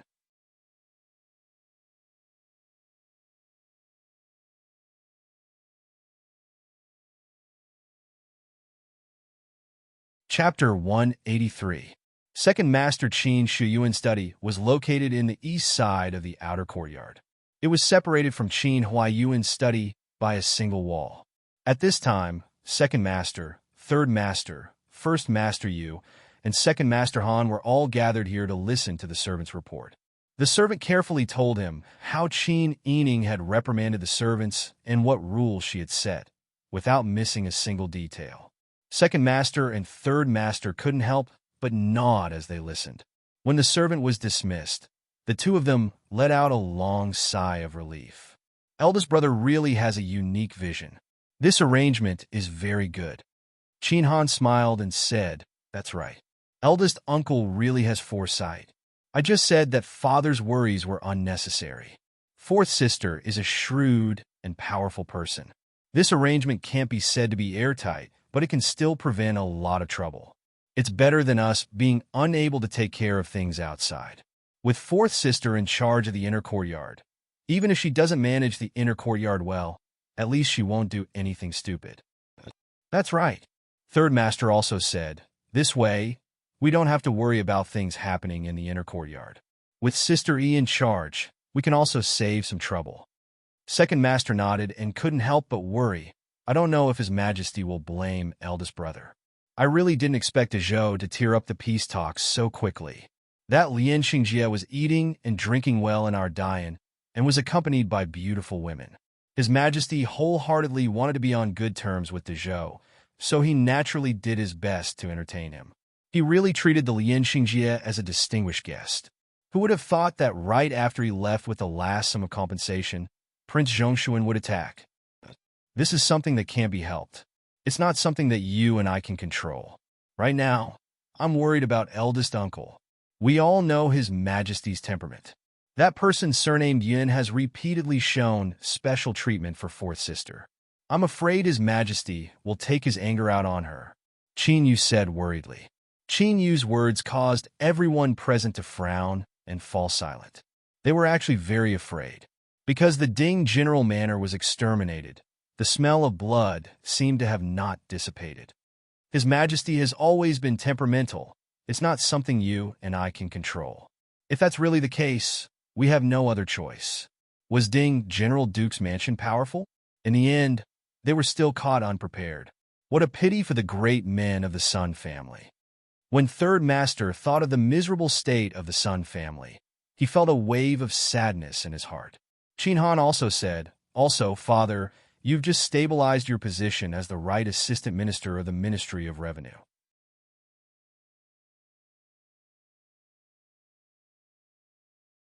If the Emperor really gets angry and takes his anger out on our family, I'm afraid that the promotion that Father worked so hard to obtain will also go down the drain." Speaking of this, who could be more depressed than Second Master? But with the current situation, what could they do?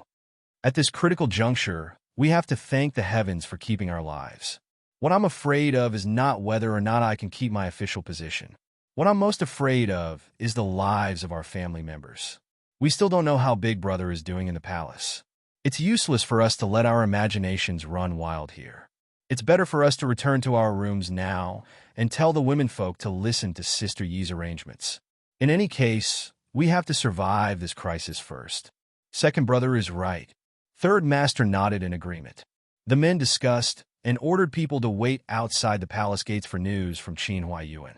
Second Master and Third Master returned to their respective courtyards. They called their wives and children to their sides and gave them a good warning. There were some words that would cause panic among the womenfolk. so second master and third master didn't speak too clearly. But the feeling of an impending storm still lingered in everyone's hearts. Everyone knew that if they weren't alert at this time, they would be killed. Therefore, their dissatisfaction with Qin Yining being the head of the family was gradually replaced by panic. Percent in Xingning Garden, Song Lan and Qin Yining carefully reported the information they received from the second and third branches. In the end, they couldn't help but praise, "I didn't expect second master and third master to be so insightful." That's natural. Second uncle is a third-rank official in the imperial court. Of course, he's clear-headed. Third uncle is able to do business so well. He must be a smart person. When it comes to judging the situation and sizing up the situation, they're already very good at it.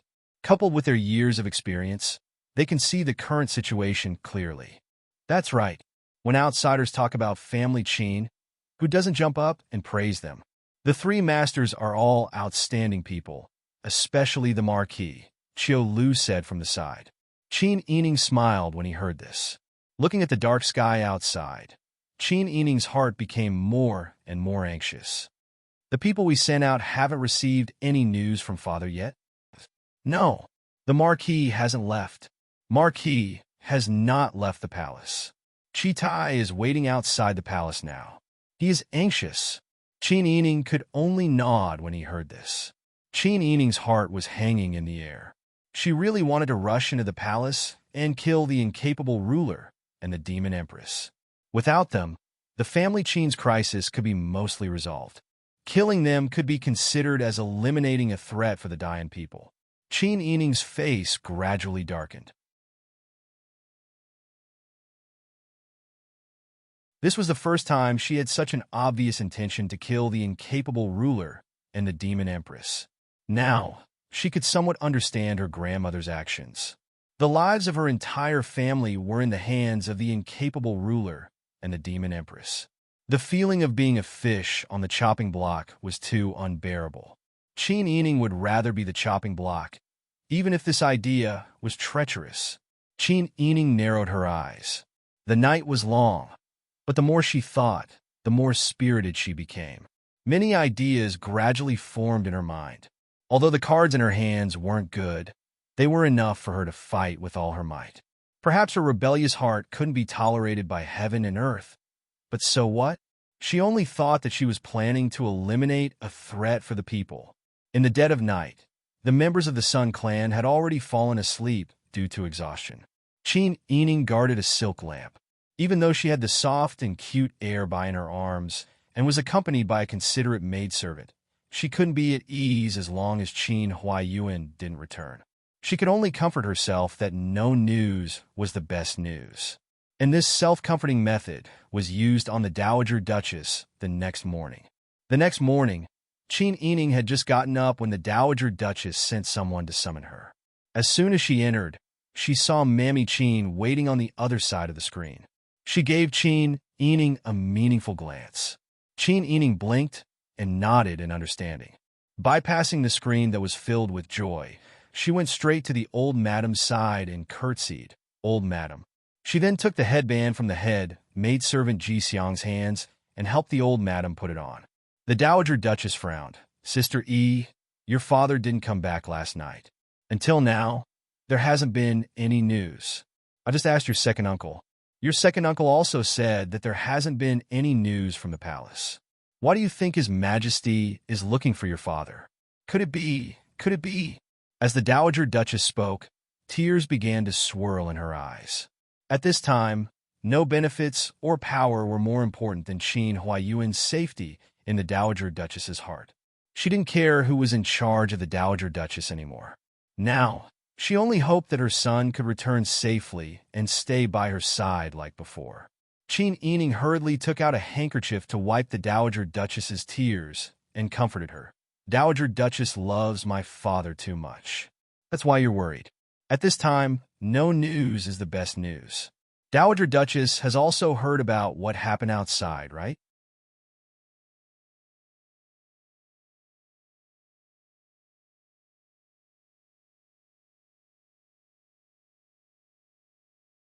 Chapter 184. Old Madam is right. Moreover, this is only the beginning. When there is progress in Xihua City, I'm afraid that it will be even more chaotic later. There will be more people fleeing. However, old Madam should be more open-minded. Father has assisted His Majesty for so many years and is one of His Majesty's capable officials. If the situation is really chaotic to that extent, I'm afraid that His Majesty will have to rely on my father's intelligence and wisdom many times. Since my father is a useful person, his life will naturally be safe. At most, His Majesty will reprimand him a few times. Your analysis is also right. Although the situation was tense, old Madam felt carefree after listening to Qin Yining's explanation. Her tense expression also slightly relaxed. As long as he is still alive, nothing else matters. I don't care about high positions and generous salaries. I just hope that this family will be safe and sound. Mammy Qin saw that Qin Yining coaxed the frowning old madam into a better mood with just a few words. She was very grateful in her heart and smiled at Qin Yining with gratitude and admiration. She brought over a cup of cow's milk and bird's nest and handed it to Qin Yining. Then, she massaged old madam's shoulders. Look, old madam is happy now. In this servant's opinion, fourth young lady is just like Marquis in the past. It doesn't matter if old madam misses Marquis. Not to mention that Marquis may come back in the blink of an eye. Even if Marquis doesn't come back, there is still fourth young lady. Old madam looked at Qin Yining's handsome face, and her mood became a lot better. Qin Yining smiled and scooped a spoonful of cow's milk and bird's nest to feed old madam. Old madam, have a bite. Seeing that old madam was willing to eat, she continued to feed her while persuading, you just have to worry about living your life peacefully and take good care of yourself. Us women will work together to stabilize the inner residence. Father, uncle, and cousin will also have no worries when they do things outside. You are the backbone of our family. As long as you keep watch with a healthy body, it will be like the Dragon Palace has a sea-stabilizing divine needle. No matter what happens outside, they won't be able to stir up big waves. While persuading, she coaxed old madam to eat cow milk, bird's nest, and snacks. Old madam liked Qin Yining even more after breakfast. Usually, their standpoints were different. Old madam hated the Sun Clan, but Qin Yining sided with the Sun Clan. He had disgraced old madam several times, so naturally, the relationship between the grandfather and grandson was very stiff. But now, they were on the same side. They were all doing this for the sake of this family. Moreover, Qin Yining's intelligence, which was hated by old madam in the past, had now become the backbone that could support her. Therefore, old madam's feelings towards Qin Yining were different.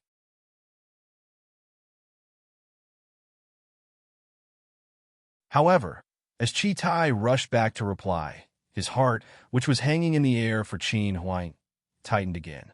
Just after lunch, Qin Yining was planning to take a nap when a young maidservant ran in outside and reported, "Foreign miss, Chi Tai is back. He's heading towards the inner residence, towards Ci Shao Garden." The Sun Clan and Qin Yining looked at each other, then hurriedly dressed and went to Ci Shao Garden. Second foreign, third foreign, Yuda foreign, Han Air foreign, and several young ladies all rushed over. Even Yuda foreign and Han Air foreign, who were often in the outer courtyard, were also there. Chi Tai knelt on the ground and said, "Old madam, speak quickly. How is Meng Gooder?" Old madam stood up and tightly grabbed Mammy Qin's hand. Chi Tai kowtowed and said, "We just received the news. Marquis Yi was reprimanded by the emperor. He dismissed the crown prince's grand preceptor and the prime minister, but retained the title of Marquis of Anping. He was sent to the Ministry of Justice's prison. Although he wasn't clearly convicted and wasn't put on trial, he said that he wanted Marquis Yi to reflect on himself. Right now, Marquis Yi's life is in good condition, but the emperor doesn't know when his dragon nature will disappear. He also doesn't know when Marquis Yi will be released." Hearing this, old madam's vision turned black. She only cried out, "My son," and then fainted. The Sun Clan covered their mouths and cried. The women folk in the room all had tears streaming down their faces. They were panic-stricken. Some went to take care of old madam, while others went to comfort the Sun Clan. It was a mess. Qin Yining pursed his lips and walked over to Chitai. He said, "Are you sure father's life is in good condition?" "Yes, I can be sure for now. Is there any other news outside?" Chitai said, "The emperor used Chao Guizhong again and made him the crown prince's grand preceptor to support this response. This lowly one doesn't know the specifics." When Qin Yining heard this, he was stunned. Qin Han and Qin Yu were both furious. Qin Yu was steady and steady, so he was able to keep his mouth shut. Qin Han angrily scolded, "What does the emperor mean by this? He was the one who used eldest uncle in an important position. Now he took him down just like that. He also raised Grand Preceptor Chao. The grudge between our family and the Chao family is now big. If Grand Preceptor Chao is promoted again, how can our family be any better? Eldest uncle and my father are loyal and devoted officials in the court. The emperor, second brother." Qin Yining grabbed Qin Han's wrist and looked at him sternly. Han's second young mistress also pulled Qin Han's hand and shook it. She was about to cry. Only then did Qin Han realize that he had said something wrong. He quietly closed his mouth. Qin Yining said, "I roughly know why Grand Preceptor Chao was promoted. When I return, I will naturally tell my brothers."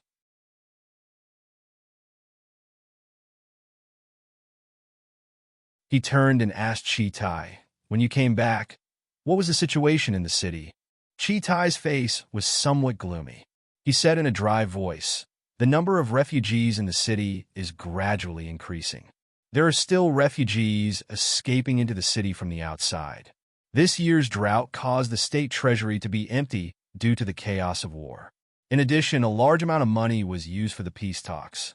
The emperor shouted the slogan of opening the granary to release grain. But how much grain can support so many mouths to eat continuously? Now that the refugees are not peaceful, the commoners in the city are also anxious. There are already many commoners who are preparing to sell their houses and land." At this moment, the old madam had been awakened by the pinching of her philtrum. She was sobbing as she listened to Chitai's reply. Everyone was anxious and uneasy. Their bodies were cold. This kind of fear of the end of the world was like a cold, poisonous snake coiling around people's necks. It was suffocating. "Sister E, can our family also sell our houses and land?" the old madam asked weakly. Qin Yining turned around and asked, "Old madam, after we sell our houses and land, what will happen?" The old madam was speechless. The room was silent. Occasionally, there were the frightened sobs of her sisters. Qin Yining turned around and faced the room full of womenfolk. He said seriously, "Our family members can't run away. Under the emperor's watch, they can't run away. Even if the country is really destroyed in the future, with our family Qin's prestige over the years, under the eyes of the people of the Zhou dynasty, our family Qin people can't run away. However, we are a family. We enjoy blessings and endure misfortune together. I won't forget this point. Everyone also won't forget it. The family Qin has been through difficult times, but it has also been glorious. In times of crisis, the whole family came together to kill. Until now, aren't we still safe and sound? The family Qin people have strong backbones and enough wisdom to mediate with foreign powers. As long as we calm down, we will definitely be able to think of a way." "Yes, fourth sister is right." Qin Han nodded heavily. "It's normal to be afraid. At this juncture, it would be foolish to not be afraid. However, there are things that real men should do and things that they shouldn't do. Even if the emperor sentences our family members to be executed, we can't die crying and lose face for our ancestors." Second brother is right. Moreover, things haven't reached that stage yet. We still have a lot of room for action.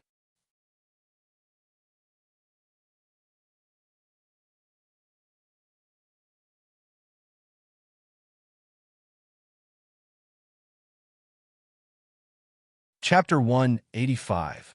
Qin Yining and Qin Han's words were filled with encouragement amidst their despair. Even the unmarried womenfolk felt their blood surge when they heard them. Indignation replaced fear. Even though they were only weak women who had never seen the outside world and were flustered at this time of chaos, there was one thing that Qin Yining and Qin Han were right about. They were all from the family Qin. The family Qin had never done anything that offended the heavens or disgraced their ancestors.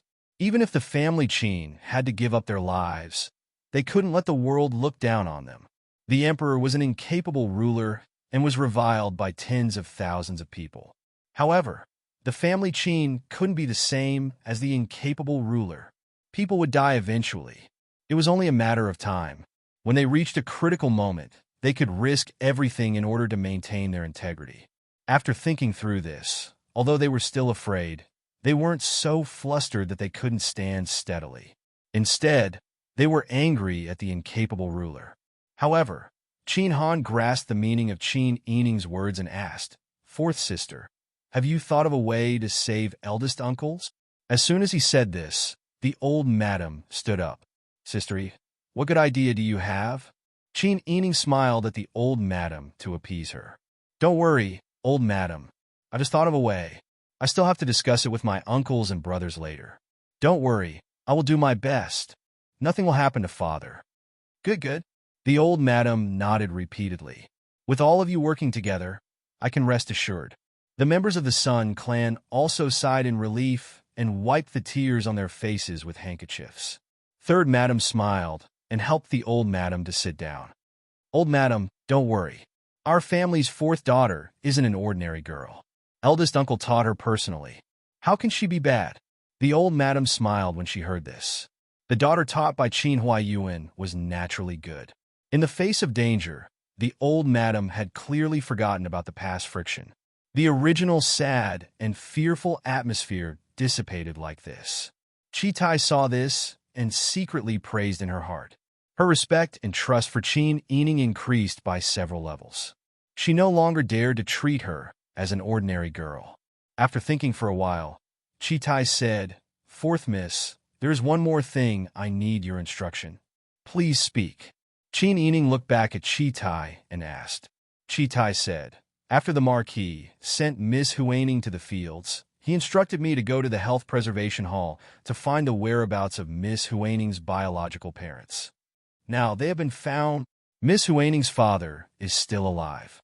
And Living's father, he lives lives as fathers Huaning's parents, to Paises, he must have used. The family's is with the rest of the money. 2 S's. 2's is. Unfortunately, the Tiger Army launched a surprise attack on the 5th Army camp. The Li's village is near the right sentry camp of the 5th Army camp. A large number of refugees entered the city. I thought Li Yuzhu should be among those refugees. So, I arranged for people to carefully search for him. However, they couldn't find his whereabouts. Presumably, something happened on the way, or he took a detour. He didn't come to the capital at all. Chitai's words contained too much information. The women folk in the room heard it clearly. In their minds, they sketched out Qin Huaning's true family background. A father with gambling debts. And it was Qin Huaiyuan who ordered people to help him pay off his gambling debts. The old madam frowned and asked, "Is there anyone else in the Li's family?" Replying to the old madam, "There's no one else in their family. They have some poor land, but Li Yuzhu likes to drink and gamble. He's too lazy to farm, so the family's land is abandoned. He also has a daughter named Xiaoya. She should be 10 years old this year. After his wife died 2 years ago, Xiaoya was sold by him. Now Li Yuzhu is the only widower in their family." I asked carefully. Huaning's daughter is the Li's eldest daughter. That year, when the Li's daughter-in-law had just given birth, a man took the swaddling clothes away and gave Li Yuzhu 20 taels. The Li's daughter-in-law's body was damaged because her eldest daughter was sold. In addition, her family was poor, and her husband couldn't be relied on. That's why she died young. So it's like that. It's actually this kind of family. The old madam frowned. Thinking of how Qin Huaning had made a voodoo doll to curse her, she felt a wave of disgust in her heart. But in the end, this girl had grown up by her side and had been with her for many years. She also had feelings for her. If she really sent her back to her father's side, what would her fate be? The Sun clan also had mixed feelings. She hated Qin Huaning. But after all, they had been mother and daughter for many years. When they heard that Qin Huaning had such a background, they also felt a bit of pity for her. On the other hand, Second Master Qin Han was frank and outspoken.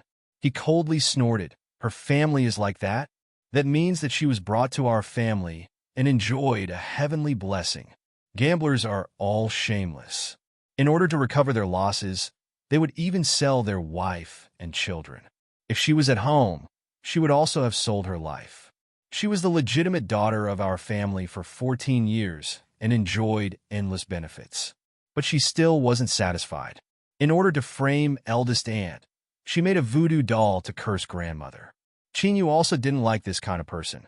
He snorted and said, "Our family has a long history and blood ties. Dragons give birth to dragons and phoenixes give birth to phoenixes." These words were exactly what everyone present was thinking. A person like Qin Huaiyuan should naturally have a daughter like Qin Yining. And Qin Huaining's father was a person who would sell his son and daughter for gambling. Presumably, under the influence of blood ties, he definitely wasn't a good person. For a moment, there was silence in the room. Qin Yining frowned and thought for a moment before saying, "I know about this matter. In the past 2 days, the refugees have entered the city, so Qin Huaining's residence must have been affected. With Qin Huaining's temperament, it's inevitable that she will return to the residence to seek shelter." When everyone heard this, they all looked at Qin Yining. They wanted to see how she would decide whether Qin Huaining should stay or leave. Qin Yining pursed her lips.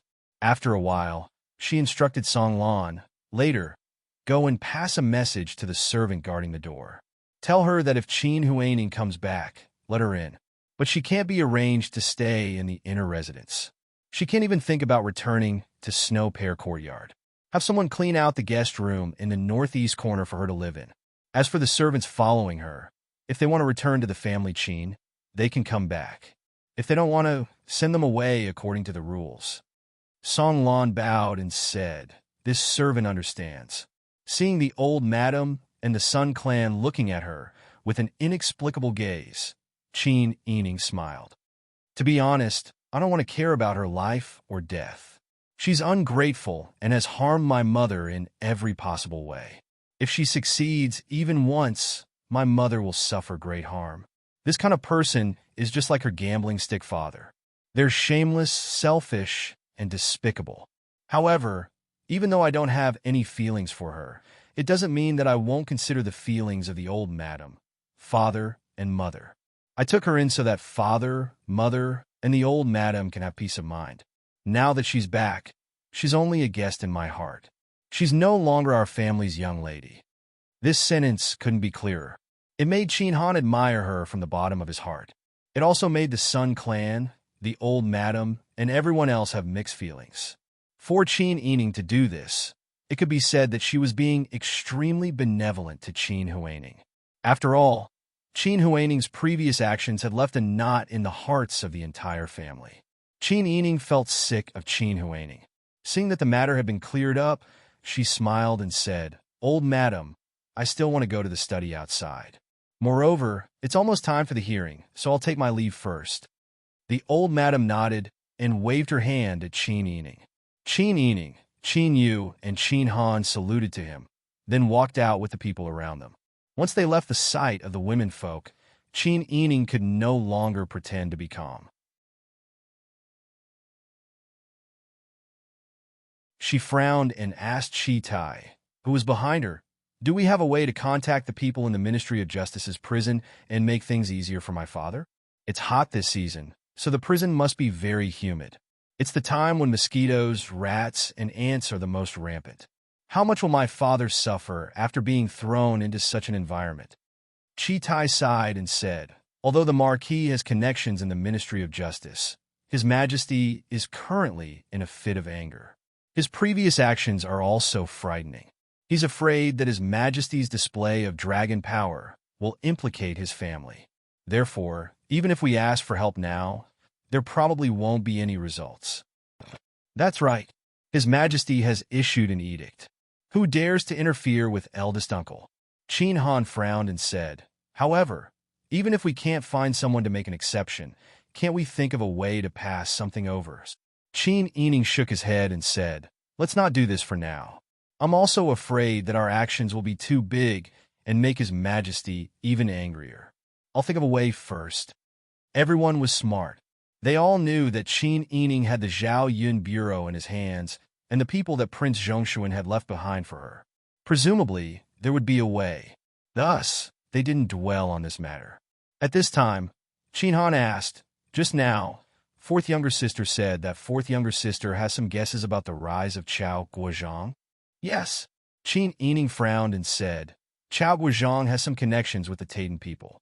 Now that de Zhou is determined to go to war with us, His Majesty has no other choice but to rope in the Taitan. You also know that the Taitan have been harassing the north of de Zhou all year round. They are an existence that is enough to give de Zhou a headache.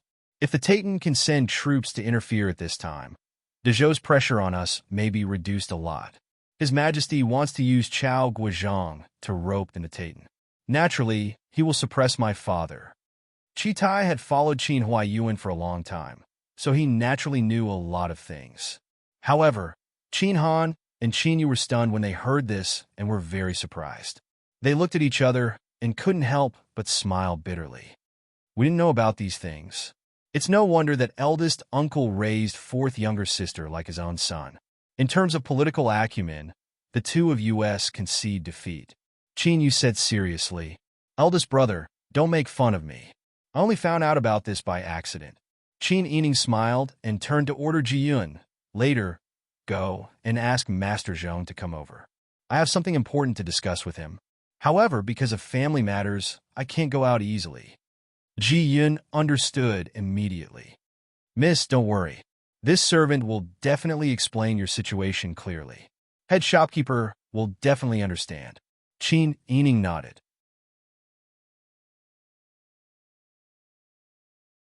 Qin Yu and Qin Han had a better understanding of Qin Yining's ability to make use of people. Not long after, the three of them arrived at the outer courtyard study. Second Old Master was currently in the imperial court and had yet to return. Third Elder Master sat alone in a daze with a frown on his face. Seeing that Qin Yu, Qin Han, and Qin Yining had arrived, Third Old Master said dejectedly, "You must have heard." "Yes." Qin Yining nodded and asked Third Old Master seriously, "Third Uncle, I thought of a method that might be beneficial to Father. I want to ask for your opinion." Third Old Master's eyes lit up. He leaned forward and asked, "What method do you have? Quickly tell me."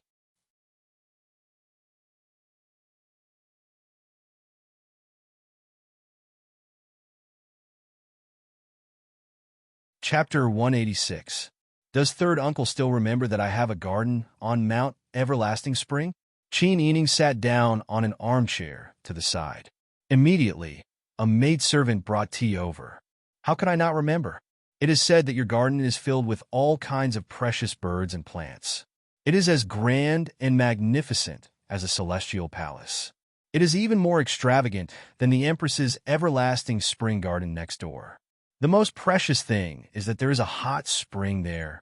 Third Master suddenly stopped talking and leaned over in confusion. "Sister E, why did you mention the garden?"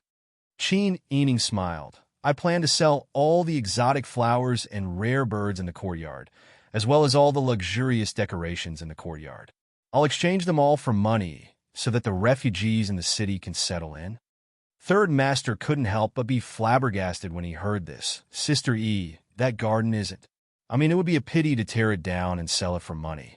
You really don't have to do this." Qin Yu knitted his brows in deep thought. "Fourth Sister, are you planning to create public opinion?" "Exactly." Qin Yining smiled faintly. It wasn't that Third Master didn't understand Qin Yining's actions. The news that the Emperor had shut down Qin Huaiyuan and removed him from his position would soon be known by everyone. Qin Huaiyuan had always been very popular among the common people, so the Emperor's actions would naturally attract some public anger. But the Qin family, who was clearly the victim, was willing to sell all the valuable items in a famous garden to support the refugees that the imperial court couldn't support. Once this move was made known, the public opinion would become even louder. As long as the Emperor still cherished his reputation, he wouldn't be too harsh on Qin Huaiyuan. Qin Han also understood, but he couldn't help but worry. "Your idea is good, But our emperor is a shameless person. Previously, he was able to disregard his reputation and destroy the family of a loyal official like Duke Ding's household. Now, would he let eldest uncle off so easily? Qin Yining thought about it carefully and said cautiously, "The situation seems similar, but it's also not the same." At that time, the reason why the emperor ordered the execution of the male members of her maternal grandfather's family was because the emperor of Dezhou had sent a letter of credence. The news had spread through the streets and alleys that the emperor of Dezhou was very dissatisfied with the fact that he didn't get the brain matter and wanted the emperor's life. The emperor was afraid that Dezhou's emperor would immediately order an assassin to kill him. That was why he immediately executed the men of Duke Ding's Fu to appease Dezhou's anger. As for the rumors that His Majesty wanted to appease Emperor Zhou's anger and hoped that the other side would stop the war, I don't agree. His Majesty was mainly afraid that he would be killed by others, followed by the country. Qin Han nodded. "You're right. It's different this time.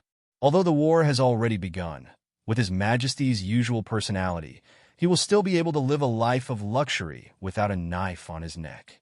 His sense of crisis will not be as strong. That's why this time, public opinion will put pressure on His Majesty and make him unhappy.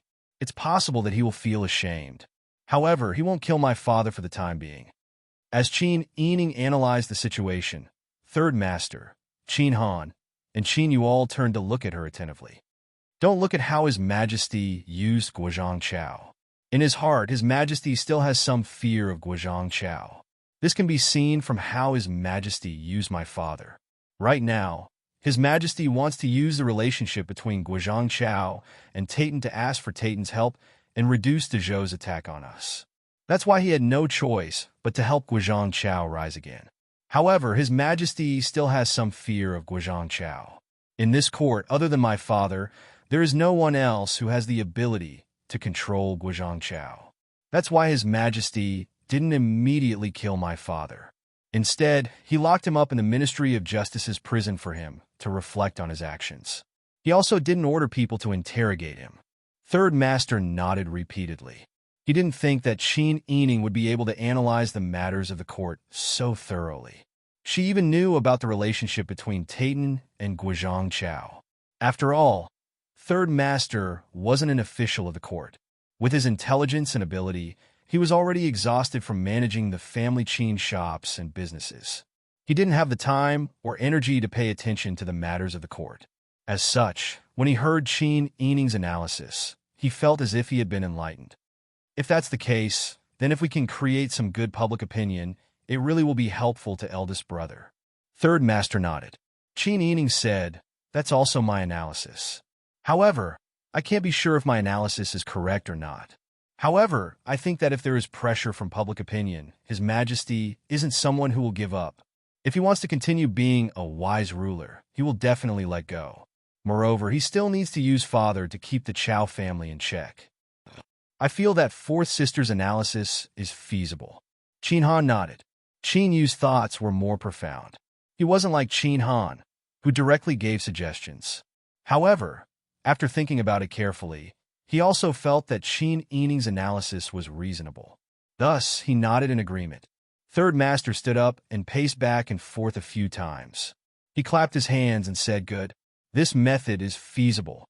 Thinking about it carefully, this method could not only save Qin Huaiyuan, but also save the rest of the family Qin in the future. Moreover, the brothers had been relying on Qin Huaiyuan for many years. Without Qin Huaiyuan, the family Qin's decision-maker, it would be difficult for them to make any progress. Thus, it was more important to save the people first. As such, Third Master asked, "Sister Yi, how do you plan to settle these refugees?" Qin Yining frowned and thought for a moment. He said, "Send someone to tell these people that there are jobs in my Ning garden. If they can earn food, they can go if they want. I think that for people who live in precarious situations, having a job, food to eat, and a roof over their heads is already enough for them." Third Master was stunned. "You don't plan on raising these people for nothing?" Qin Yining said in surprise, "I'm doing a good deed. I'm not a parent. How can I raise them for nothing?" Third master clapped his hands and laughed heartily. Good, good. Fourth lass, you're not the type to fish for fame. You're just like your third uncle. Ha! Chin Ening laughed and said, since third uncle and my two brothers think it's feasible, then I'll arrange for people to do it. Third master said, what do you want to do?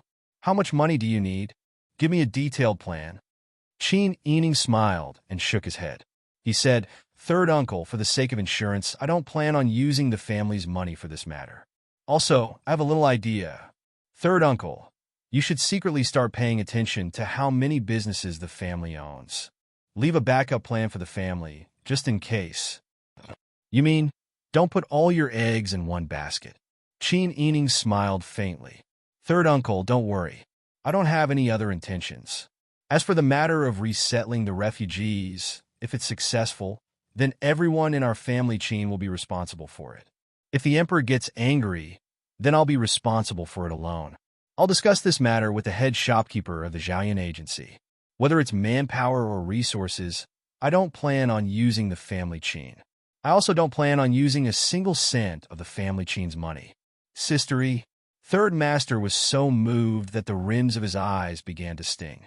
When Chin Yu looked at Chin Ening, the expression in his eyes also became deep. He was the one who placed the most importance on protecting himself. Now that he saw that a little girl like Chin Ening was actually so responsible, his face began to heat up. P.S. There's an update tonight.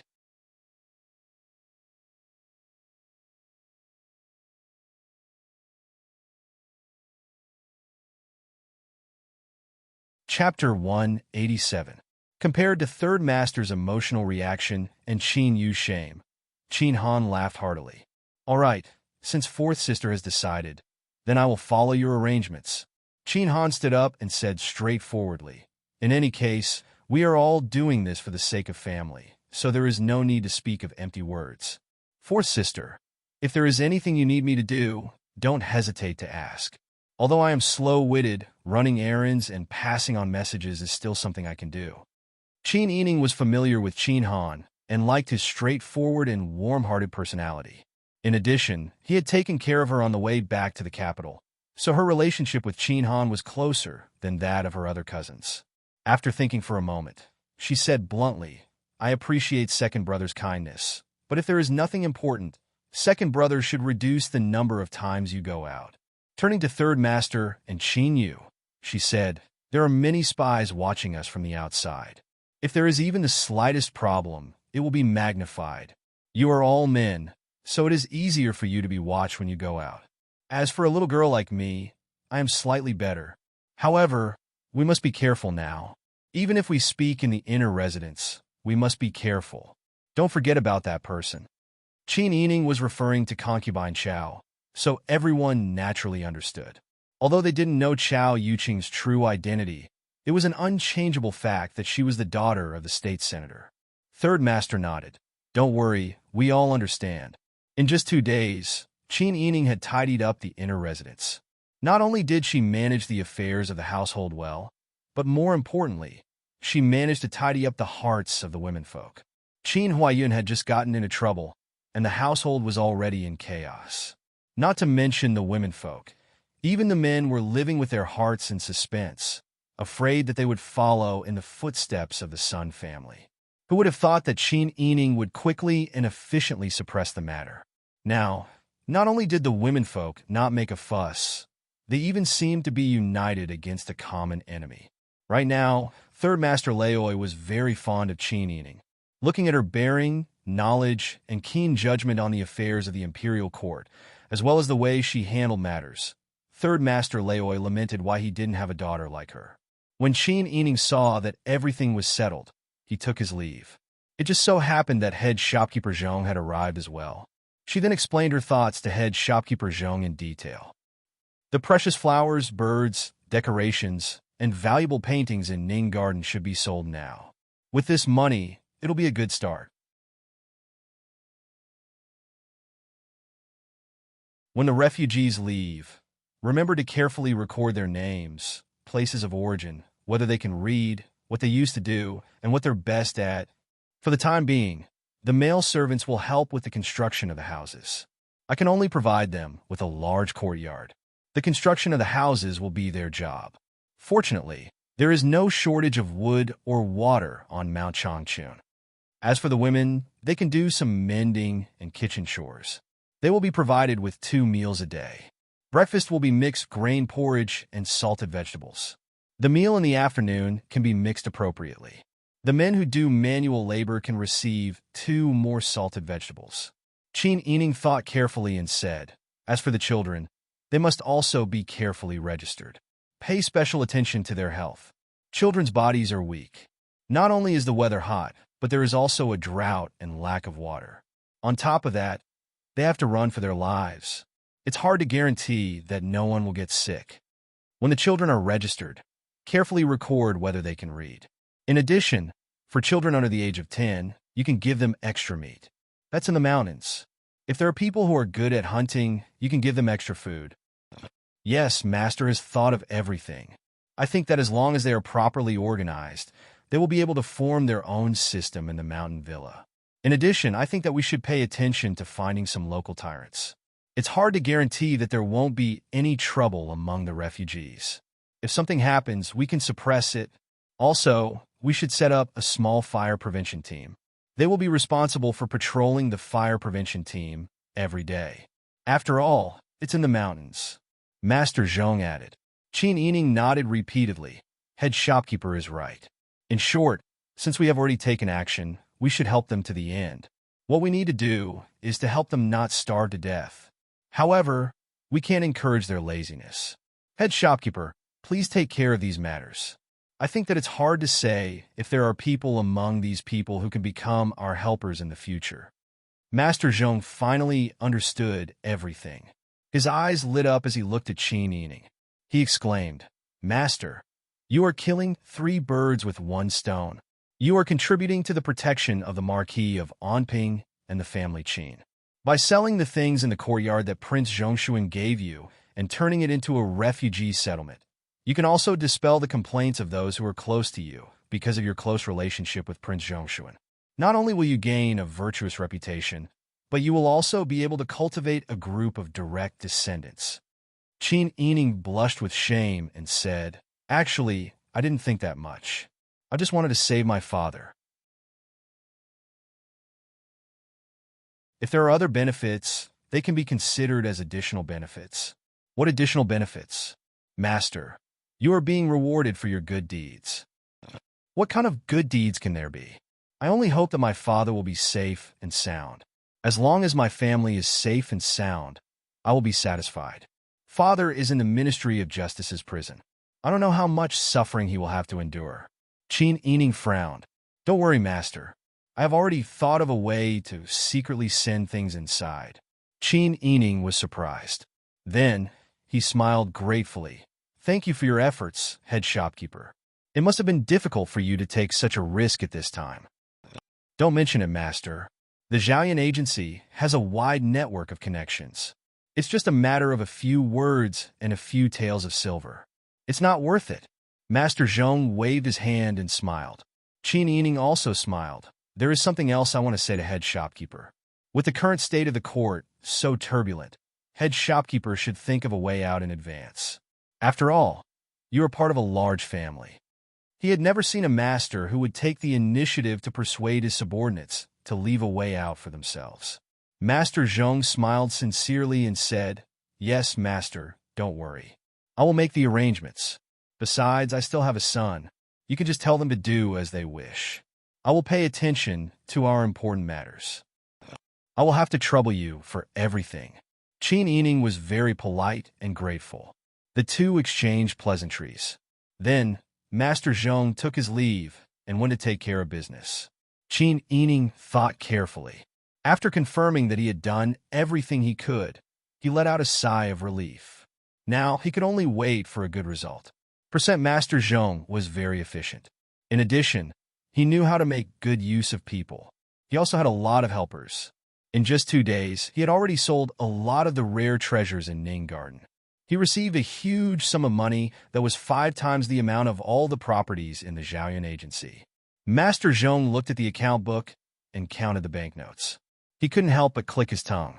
Prince Zhongshuan had really spent a lot of money to curry favor with his master. What he didn't know was that this residence was originally built by Chao Guizhong as a gift for the Taitan princess. However, the Taitan princess gave it to the Pang Xiao.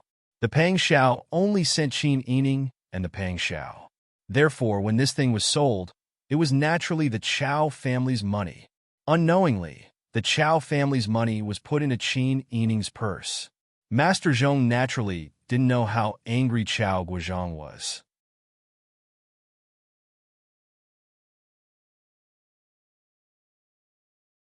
Chapter 188. Chao Guizhong had just been reinstated and felt that his position in the emperor's heart was not as high as before. However, when he saw Qin Huaiyuan being stripped of his official robes and thrown into prison, he felt extremely carefree. Qin Ming, that bastard, deserves to end up like this. Chao Guizhong gave a low laugh and leisurely played with the porcelain bowl in his hand.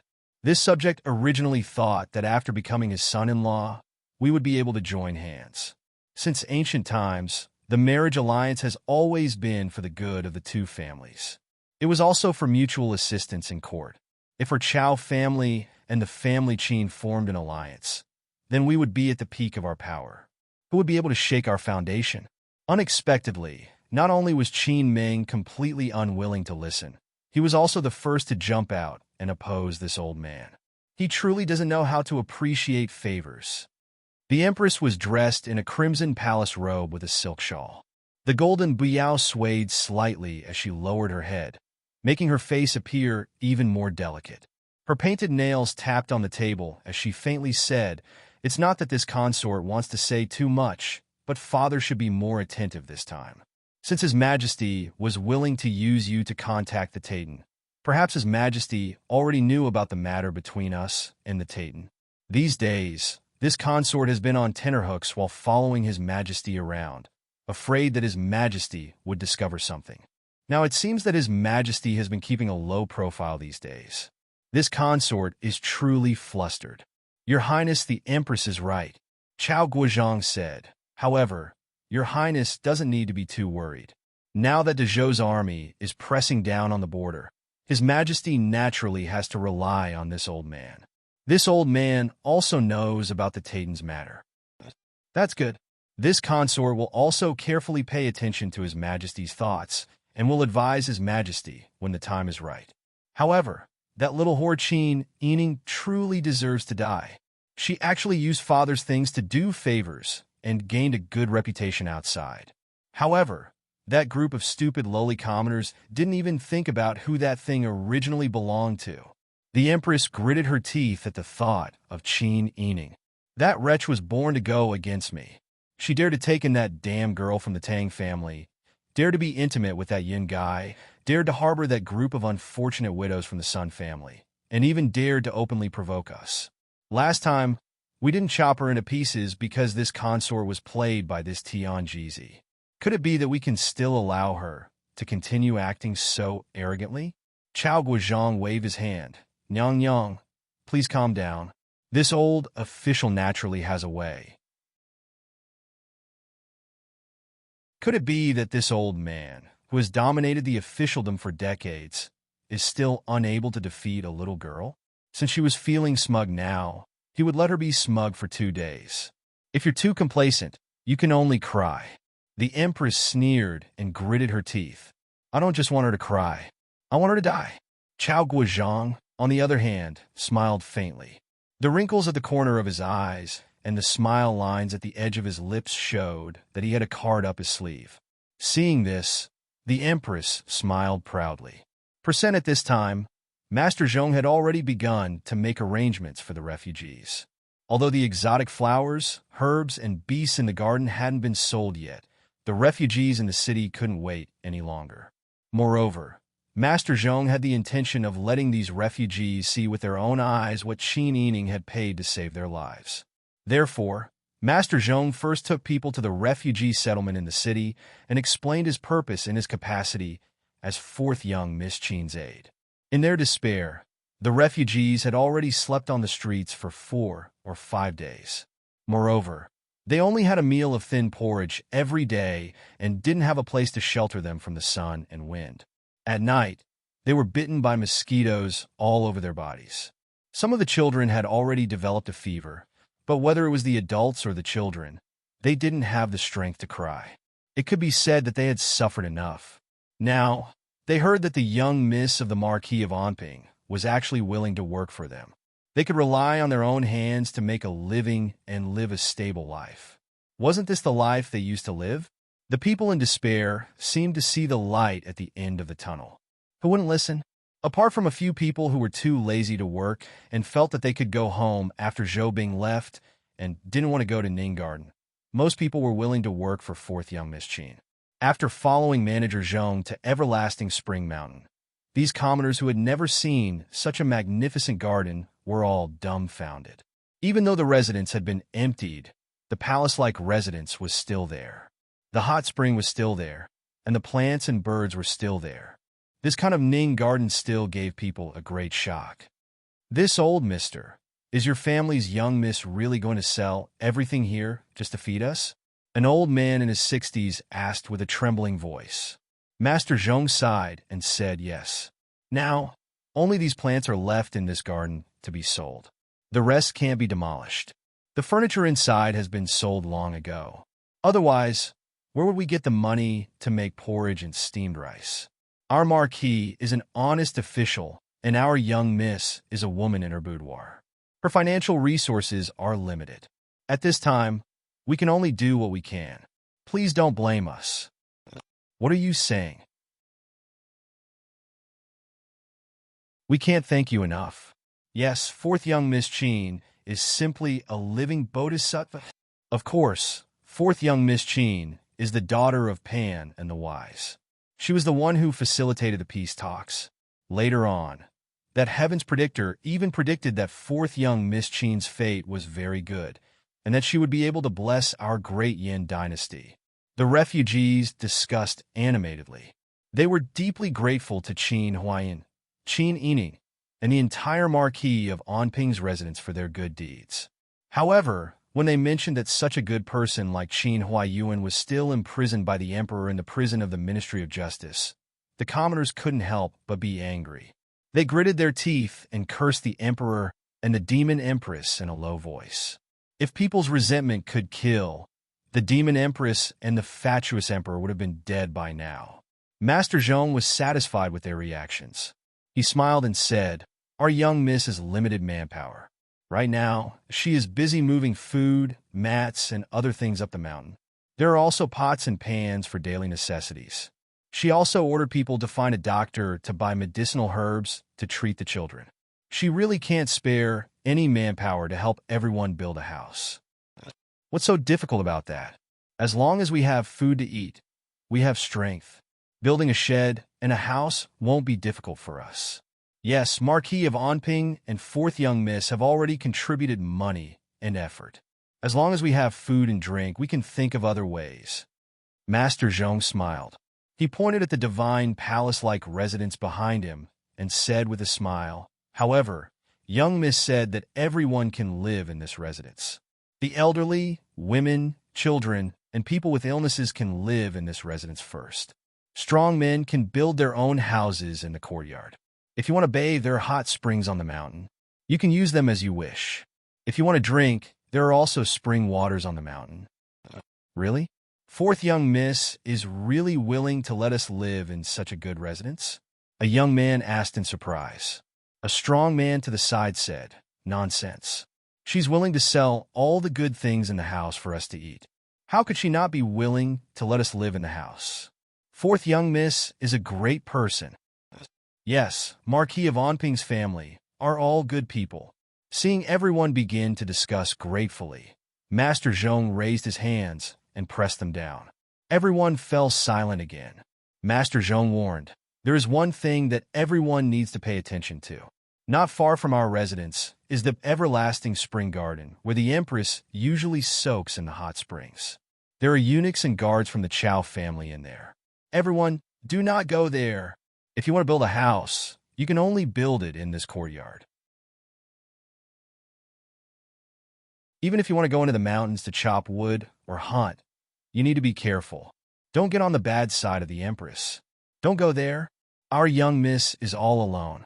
She can only make decisions in this garden on this mountain for everyone to live in. She can't make decisions in other places. Once these words were said, everyone nodded to express their understanding. The Chow family was powerful, and the Chow Guizhong had run amok for many years. The Demon Empress was a master who could eat human flesh and drink human blood. Young Miss Qin was a woman of the boudoir. For her to give them a large garden on the mountain to live in was already a great kindness. Everyone was not stupid. How could a rich young miss give them work to do? Even if she wanted to hire people to work, she would find young men and women. There was no reason for her to hire the old, the weak, the women, and the children. She would also specially hire doctors to treat the children and the elderly. She would also sell her property to pay them. She said she was hiring them to work. In reality, fourth young miss was saving their lives. Otherwise, why would she want this group of boorish people? They didn't farm or raise pigs. Did she hire them to destroy such a good garden and build a house in the courtyard? Fourth young miss said this to make them feel at ease. After all, when there was no war, they had their own homes and could rely on their own hands to make a living. She didn't want them to become beggars who had to reach out and beg for food. In contrast to the family Qin's actions, the Emperor's garden next door was empty and no one lived in it. They didn't see the Emperor and Empress use the internal funds to support them. When recruiting soldiers and collecting taxes, the Emperor boasted shamelessly that everything in the world belonged to him. The common people were also his people. Everything of the common people belonged to the Emperor. It was natural for them to provide for the Emperor. But what about when there was a disaster and the common people needed the Emperor? Was the Emperor's love for the common people to let them sleep on the streets and be bullied by others? Was he only given a bowl of porridge that could reflect a person's figure every day? The women and elders who had already softened their hearts began to wipe their tears. Even the men were moved. Their emotions surged. Their gratitude towards the Marquis of Anping's family, Qin, rose to another level. Master Zhong was affected by this atmosphere. He thought about how Qin Yining was willing to give up such a precious garden to help the common people settle down. He then thought about all of Qin Yining's previous benevolence and righteousness. He couldn't help but feel moved. He shook his head and sighed. Then he raised his spirits and said, "Come, everyone settle down first. The food and doctors will be here soon. Everyone, you must obey the rules in the courtyard. Also, pay attention to the lights." Master Zhong led the local bullies who had come to help settle down the refugees. But unexpectedly, these refugees, who were filled with gratitude, didn't seem to have any ill intentions. They did as they were told and settled down as they were told. They were even more obedient than well-trained soldiers. It seemed that in the face of a disaster, after people's hearts were truly moved, there was also a side that was filled with love and tolerance. At this time, Qin Yining was as busy as Master Zhong.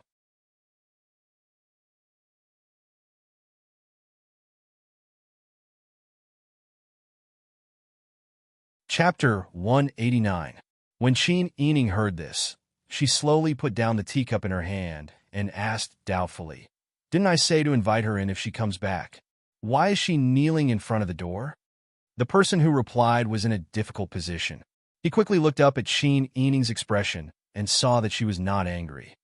He then murmured, "It was fine at first, but when Miss Huaning heard that Miss had arranged for her to stay in the guest courtyard, she started crying and asked for old Madam's help.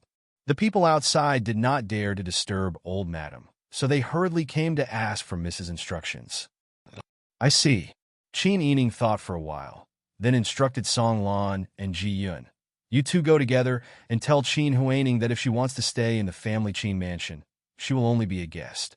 I can only arrange for her to stay in the guest room. If she does not want to come back, then she can do as she pleases. Now that father is still locked up in the Ministry of Justice's prison, if she is not afraid of being implicated and causing trouble, let her cry at the door." Then he looked at Ji Yun. "Pay attention. If this person dares to be rough, throw her out immediately." "Yes." Jian laughed and turned around to T. Songlan. Miss Songlan, please. Look at how much Miss dotes on you. She ordered you to do things for her and even assigned you a bodyguard. Songlan burst out laughing. It's clearly a certain Wang Ye's intention. He was afraid that it would be inconvenient for Miss to do things, so he arranged for a bodyguard. Why are you making fun of me? As she spoke, she curtsied to Qin Yining and turned to leave. Qin Yining's face was red. She tapped Songlan's back and said, "Is this girl crazy? She even made fun of me." Bing Tang laughed loudly. Ji Yun, who had changed from a bodyguard to a bodyguard, also laughed and chased after Songlan. Qin Yining sat in the room and could still hear the two of them making fun of each other. It seemed like Ji Yun had already integrated into the master's study. It was not like when she first came. Everyone was very polite when they met, but there was a sense of distance between them. Qin Yining thought for a moment, then stood up and called for Bing Tang. "Let's go and take a look." Bing Tang asked curiously, "Miss, why weren't you with Songlan and the others just now?" Then he reacted and laughed, "Miss, you're too naughty. You obviously wanted to watch the show." Qin Yining also laughed. Songlan and Ji Yun arrived at the door. Before they even got close, they heard low sobbing and buzzing discussions outside the door. The two of them looked at each other and felt that something was amiss. They walked out of the side door in a few steps and immediately saw Qin Yining and the others kneeling at the door. Behind them, there were more than 10 commoners pointing and whispering. It was too late for Qin Huaining to wear the pine hairpin in her hair. Although her clothes were made of good material, she didn't know how they got wrinkled. There was also a 2-inch long cut on her sleeve, and her hair was scraped out. Her face was full of aggrieved tears, like a Persian cat abandoned by a rich family. Her originally bright fur was now a mess, and she looked especially pitiful. When Songlan saw this, he felt anger rise in his heart. He almost could not help but laugh coldly. The house was already in such a mess, and this person still wanted to come back and cause trouble. I was wondering who was causing trouble at the door. So it's Miss Huaining. Songlan went down the stairs and used both hands to help her. "Miss, quickly get up. What's going on? Didn't the house prepare a guest room for Miss to stay in? Why doesn't Miss want to go in?"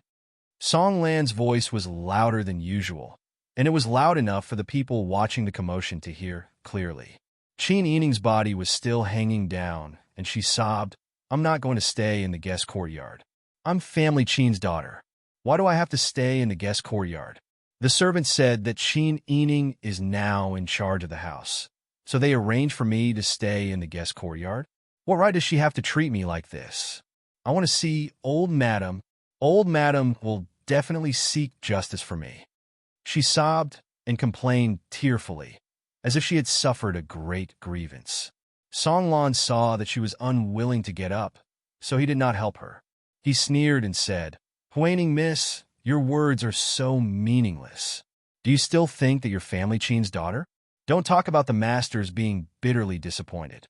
Even if the servants heard it, they would laugh until their teeth fell out." "That's right." Ji Yun also said, "The Marquis and Madam doted on you as if you were their own daughter. As long as the ladies in our fu have something, they would never treat you unfairly.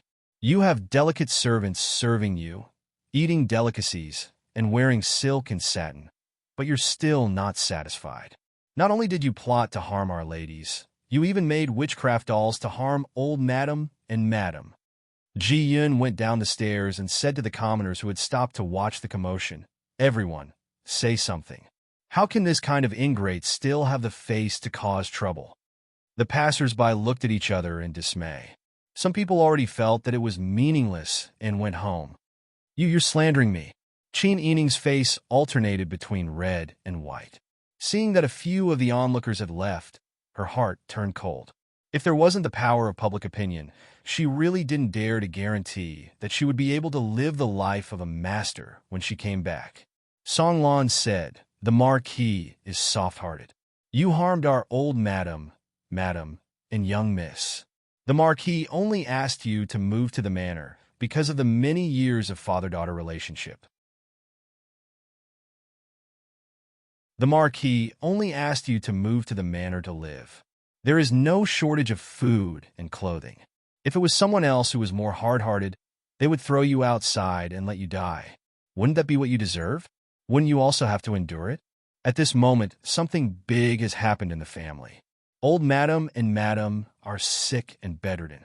The authority to manage the family has been given to our young Miss is benevolent and kind.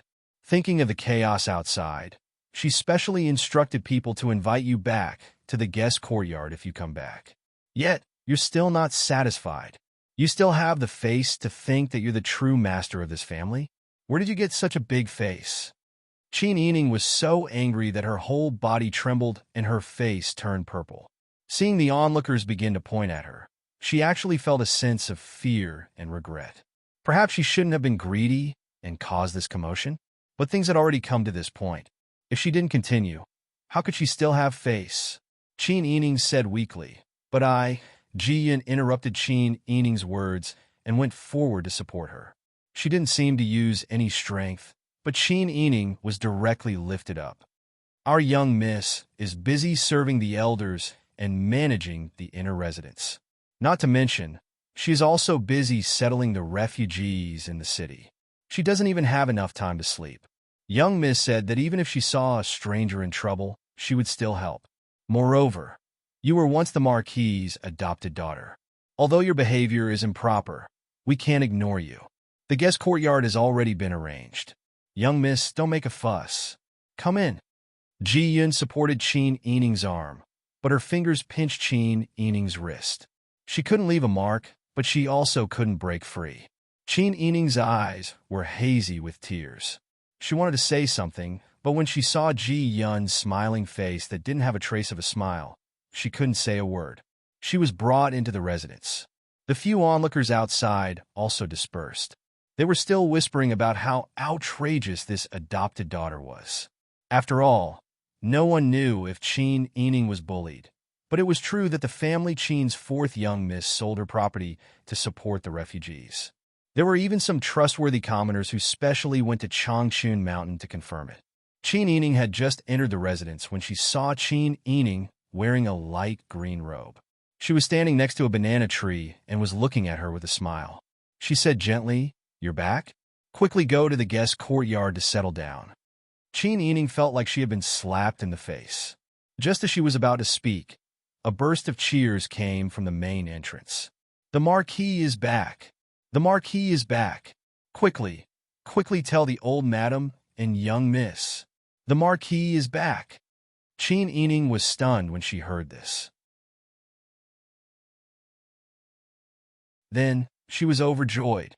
She lifted her skirt and dashed over like the wind. You're tuning into the Romance Rendezvous YouTube channel. We're so grateful for your support, and don't forget to subscribe to join us on this incredible journey through captivating stories. Your generosity through donations truly makes a world of difference, as it's the primary source of revenue that allows me to expand and enhance this channel for you. Thank you from the bottom of my heart for being a part of this adventure.